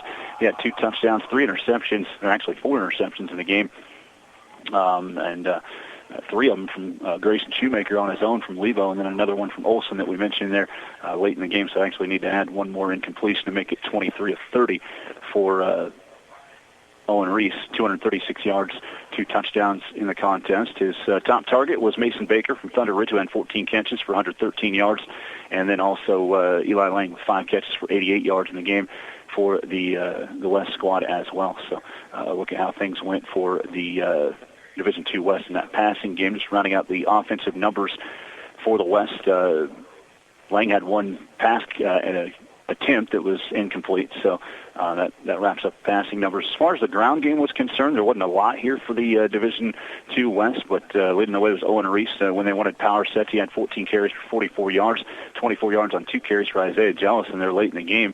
Eli Lang had 7 carries for 16 yards, 2 touchdowns on the ground in the game, and also adding in 5 yards on 2 carries for Lucas Dunham, 1 carry for 2 yards for Bryson Rathgaber, and Landon Schmidberger had 1 carry for 0 yards there in that game as well. So let's look at the West numbers. As far as that was concerned, rounding out receiving numbers, Gavin Ohl had 1 catch for 4 yards, and also Connor Chamberlain from Kinsley had a couple catches for 29 yards in the game, 1 for 18 for Andrew Bowman for the Division II West. Again, a couple receptions for touchdowns for Eli Lang, and the touchdown, actually 2 receptions for touchdown. Again, he got all 4 touchdowns, 2 on the ground and 2 through the air for the Division II West. Todd, it was the offense, obviously, of the West that made the damage there with the shovel pass game, and probably was a lead that was built up, and they stayed consistent through the second half and insurmountable by the end because of everything that they had built up in that first half. Yeah, the ability to throw the football, even though a lot of them were short passes. You know, the big thing was once they got the win, first play, they hit the big pass for the touchdown, and that was kind of the clincher with the way their defense was playing and you know, the inability of your opponent to throw the football that makes it easy to attack the line of scrimmage and stop the run. So the Division II West with the win. Let's head down to Wade on the field. All right, here with assistant coach and head coach in Kinsley, assistant coach here, Lakeman Division II Victorious West squad, Corey Dunlap. That was an interesting game. Started a little bit slow offensively, and then you were able to score a couple touchdowns there in the second quarter. You're up at halftime. And in the second half, the East got some things going, but you guys really came up with some big-time stops. Yeah, we knew that, early in the game, we were like, we wanted to kind of set the tone defensively, and then I preached all week long, and certainly today during the game, that they're not in until they're in. So even though they had some big plays, I was really proud of the boys. They bent their backs and held them out of the end zone a few times, and all credit to them. They worked their tails off. Yeah, I heard you say that. They're not in until they're in, and your players were repeating that. And I was talking to Jimmy Olsen, who made that interception, a big play there defensively late, and he said that rubs off on the players. Absolutely, man. I think as long as you say something over and over, it kind of gets ingrained in their head whether they want it to or not. So, we just preach that they're not scoring until that ball crosses the end zone, no matter what. So, luckily they bought into that, and there was no quit on the defensive side for sure. What's it been like for you to be coaching some of the best players in the state of Kansas in this week? Man, it's been awesome. Not only because they're great players, it's a great group of guys. So just being around them for a full week has been a lot of fun, and I've really enjoyed it. Are you a Kansas City Royals fan? Yes, sir. I'm telling you, dude, you look like a spitting image of Alex Gordon when he was younger. Yeah, I've heard that a few times, yeah. Good. Yeah, I want to make sure. Yeah. And then, in the first game, we had Royals second baseman Michael Massey, who also coaches football. He said he's heard that a few times, but I have to say they look a little bit different than you and Alex Gordon. I just had to get that in. What's the future look for Kinsley football? This year we had a big graduating class, and certainly a couple of those boys got to play here today. So we've got some spots to fill, but the boys are working hard, and I'm excited to see what happens. Hey, thanks for being here and for taking your time to coach these young men, and have a great summer. I appreciate it. Corey Dunlap, he's head coach of Kinsley, assistant coach for the victorious D2 West here in the second game. The West gets the sweep. All right, total numbers here for the West, 327 yards total offense, 236 on the ground, 91 through the air. We already gave you the individual numbers. The West, by my count, had no penalties in the second half, so that's got to be something that the coaching staff's got to be pretty happy about. The East only had 2 penalties in the second half for 16 yards, 4 for 41 for the East and 2 for 18 for the West. Relatively clean day, really, as far as all the penalties were concerned. Did have a personal foul in one of the games early, but other than that, it was pretty clean days from that aspect. Moving over to the East side of things, 272 yards for the East squad here today, total offense, and passing-wise, they had rushing-wise, they had 221, and they had 51 through the air. Again, 272 total. Ian Christine had an outstanding day, the Lakeside product, the Cawker City native. Ian Christine with 12 carries for 150 yards here in this game, leading the way offensively for the East All-Stars. And then 59 yards on 15 carries for Gavin Turk. When he had the opportunities, he definitely took advantage of them and had a very good day today. 8 carries for 6 yards for Doak Guttery. The more power runner, and that just wasn't what was going to work today for the East. But Doak did complete 4 passes for 51 yards in the game, had a touchdown as well on the 16-yard pass to Grady Bussing. So that rounds out kind of the passing numbers. Bussing actually had all 4 catches for 51 yards as well. Rounding out some rushing numbers there late in the game. We got, not late in the game, but a big carry in the game for Zachary Kirkpatrick from St. Paul. The 280-pounder had a carry for 6 yards, and then Grady Bussing had 1 carry for 4 yards. Wyatt Collins, again, a fumble recovery, so that goes on his rushing total for -4. But, again, it was an outstanding day for a lot of different guys that stepped up and played well today in this All-Star game, and in the end it was a win for the West by a final of 28-14. So, again, the victory for the West All-Stars here in this second game, and that's just kind of the way the day went. The West won the first game 50-42, and the West taking the second game of the day as well by a final of 28-14. Todd, any final closing notes about the East and this game as a whole as you kind of look at it?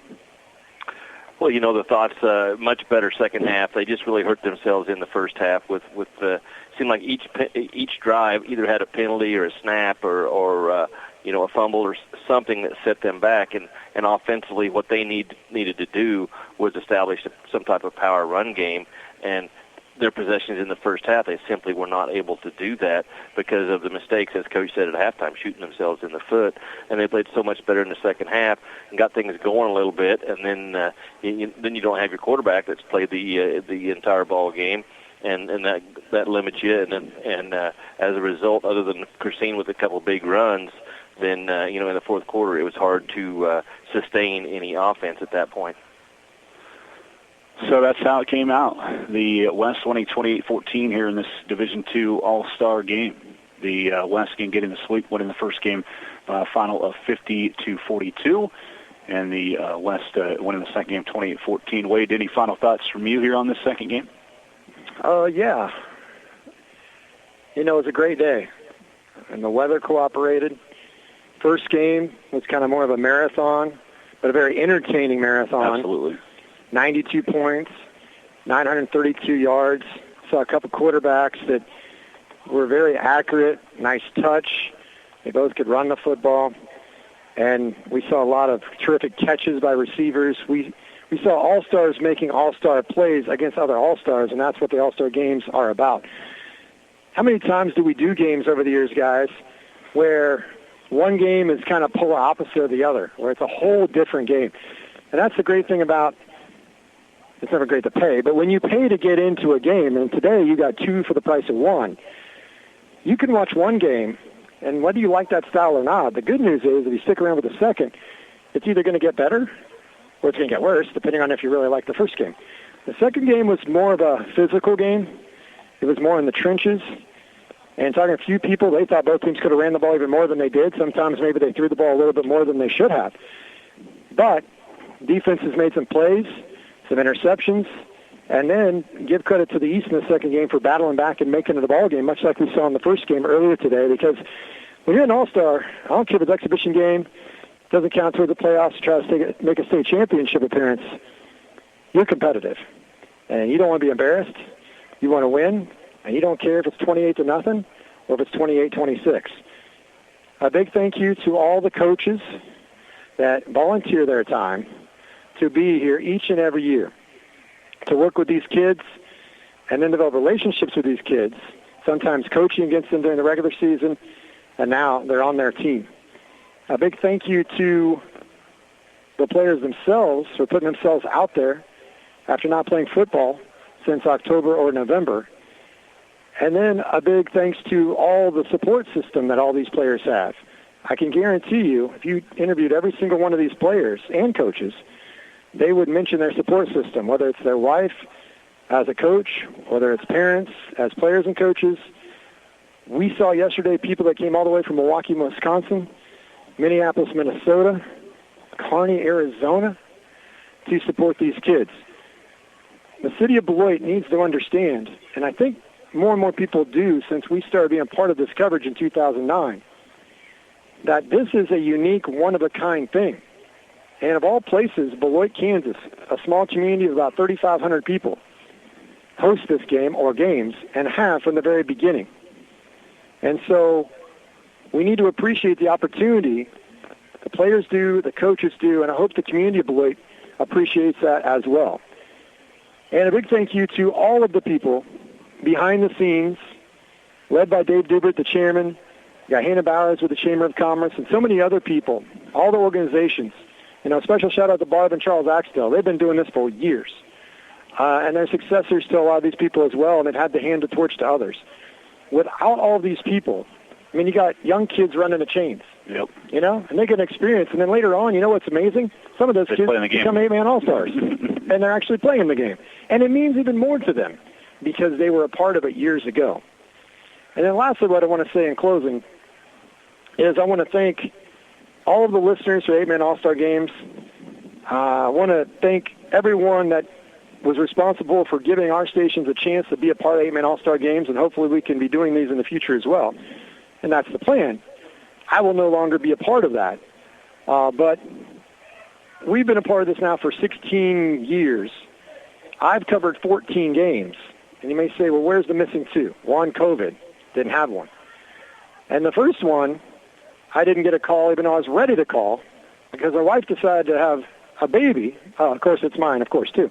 But anyway, she decided to have our second child on the one day I said she can't have the child. Mm-hmm. And I joked. That's a joke. You don't understand it.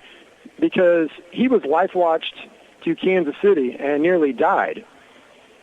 And I didn't get to do the first 8-man games we were a part of because I was in a car with my dad driving all the way to Kansas City, and I called Dusty at 3 in the morning, whatever it was, who knows.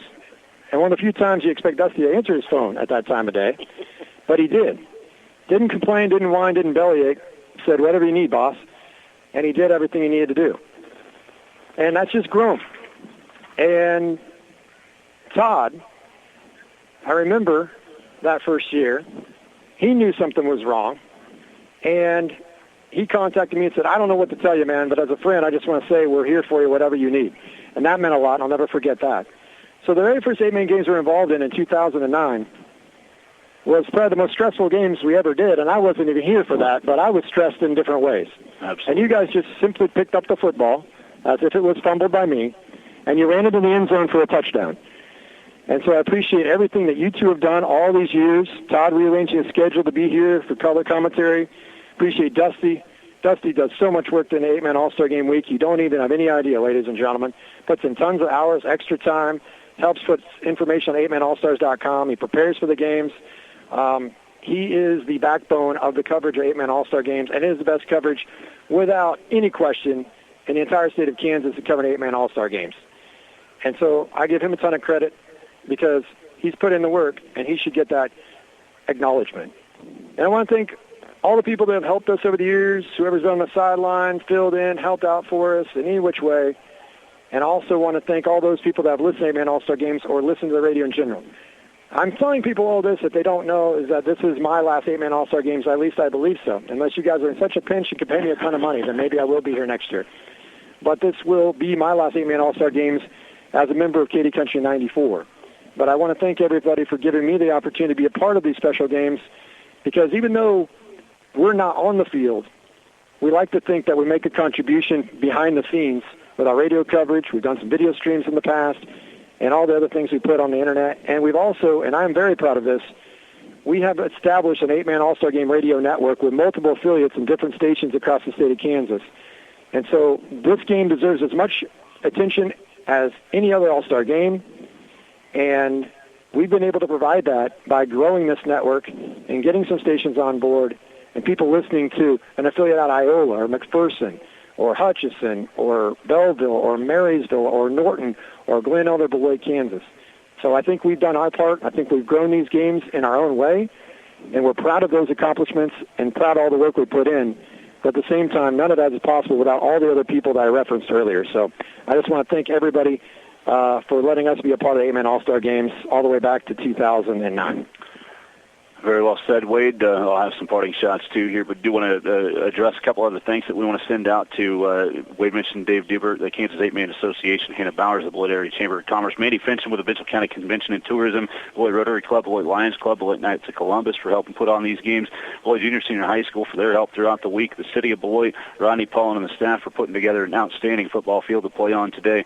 Also, Gary Pauls at Beloit Entertainment Center for providing us with speakers at the Pep Ballet for our wireless mic on the field, NCK Technical College Public Address announcer Isaac Schoen. Let me tell you about Isaac. He calls me middle of the week to make sure he gets every single one of these names right, and I know these names because they say them into our recorder, and if they say their name wrong, it's their fault. It's not my fault. So Isaac calls me midweek every year to make sure he's pronouncing every name right as a PA announcer and takes his job very seriously. And the 8-Man All-Star Association is lucky to have him up as a PA announcer. Again, as Wade said, Barb and Charles Axtell, thanks for their work on the programs. The Beloit Call affiliates who carried the game today, as we mentioned, 95.5 FM KNDY in Marysville, KR 92 in Belleville, Katy Country 94 and KDNS Downs Beloit, 98.9 1540 KMCP in McPherson, 99.3 1370 Coyle in Iola, 1510 KLQR in Larned, and to those listening online at AstroRadio.com, the KNQNK streaming app at 8manallstars.com. Huge thanks to all the sponsors locally: Central Valley Ag, the Bluss Group in Downs, Cunningham Fiber, the School Company in Downs, Guaranty State Bank and Trust Company, Thompson OK Tire in Beloit, Remus Farms Chemical and Fertilizer, NCK Technical College, Miller Welding in Downs, and NCKSports.com. Huge thanks, as Wade said, to all the volunteers and our staff today. Again, we had Matthew Rice learning from us today and helping us out, keeping this banner taped up that was getting blown out by the wind. Thanks to Matthew. Todd Clover, our color commentator. I let you say your parting shots in the first game. So, Todd, thanks for everything you always do for us here on this day. It's a long day, but we appreciate all your help. Again, webmaster Derek Nestor as well.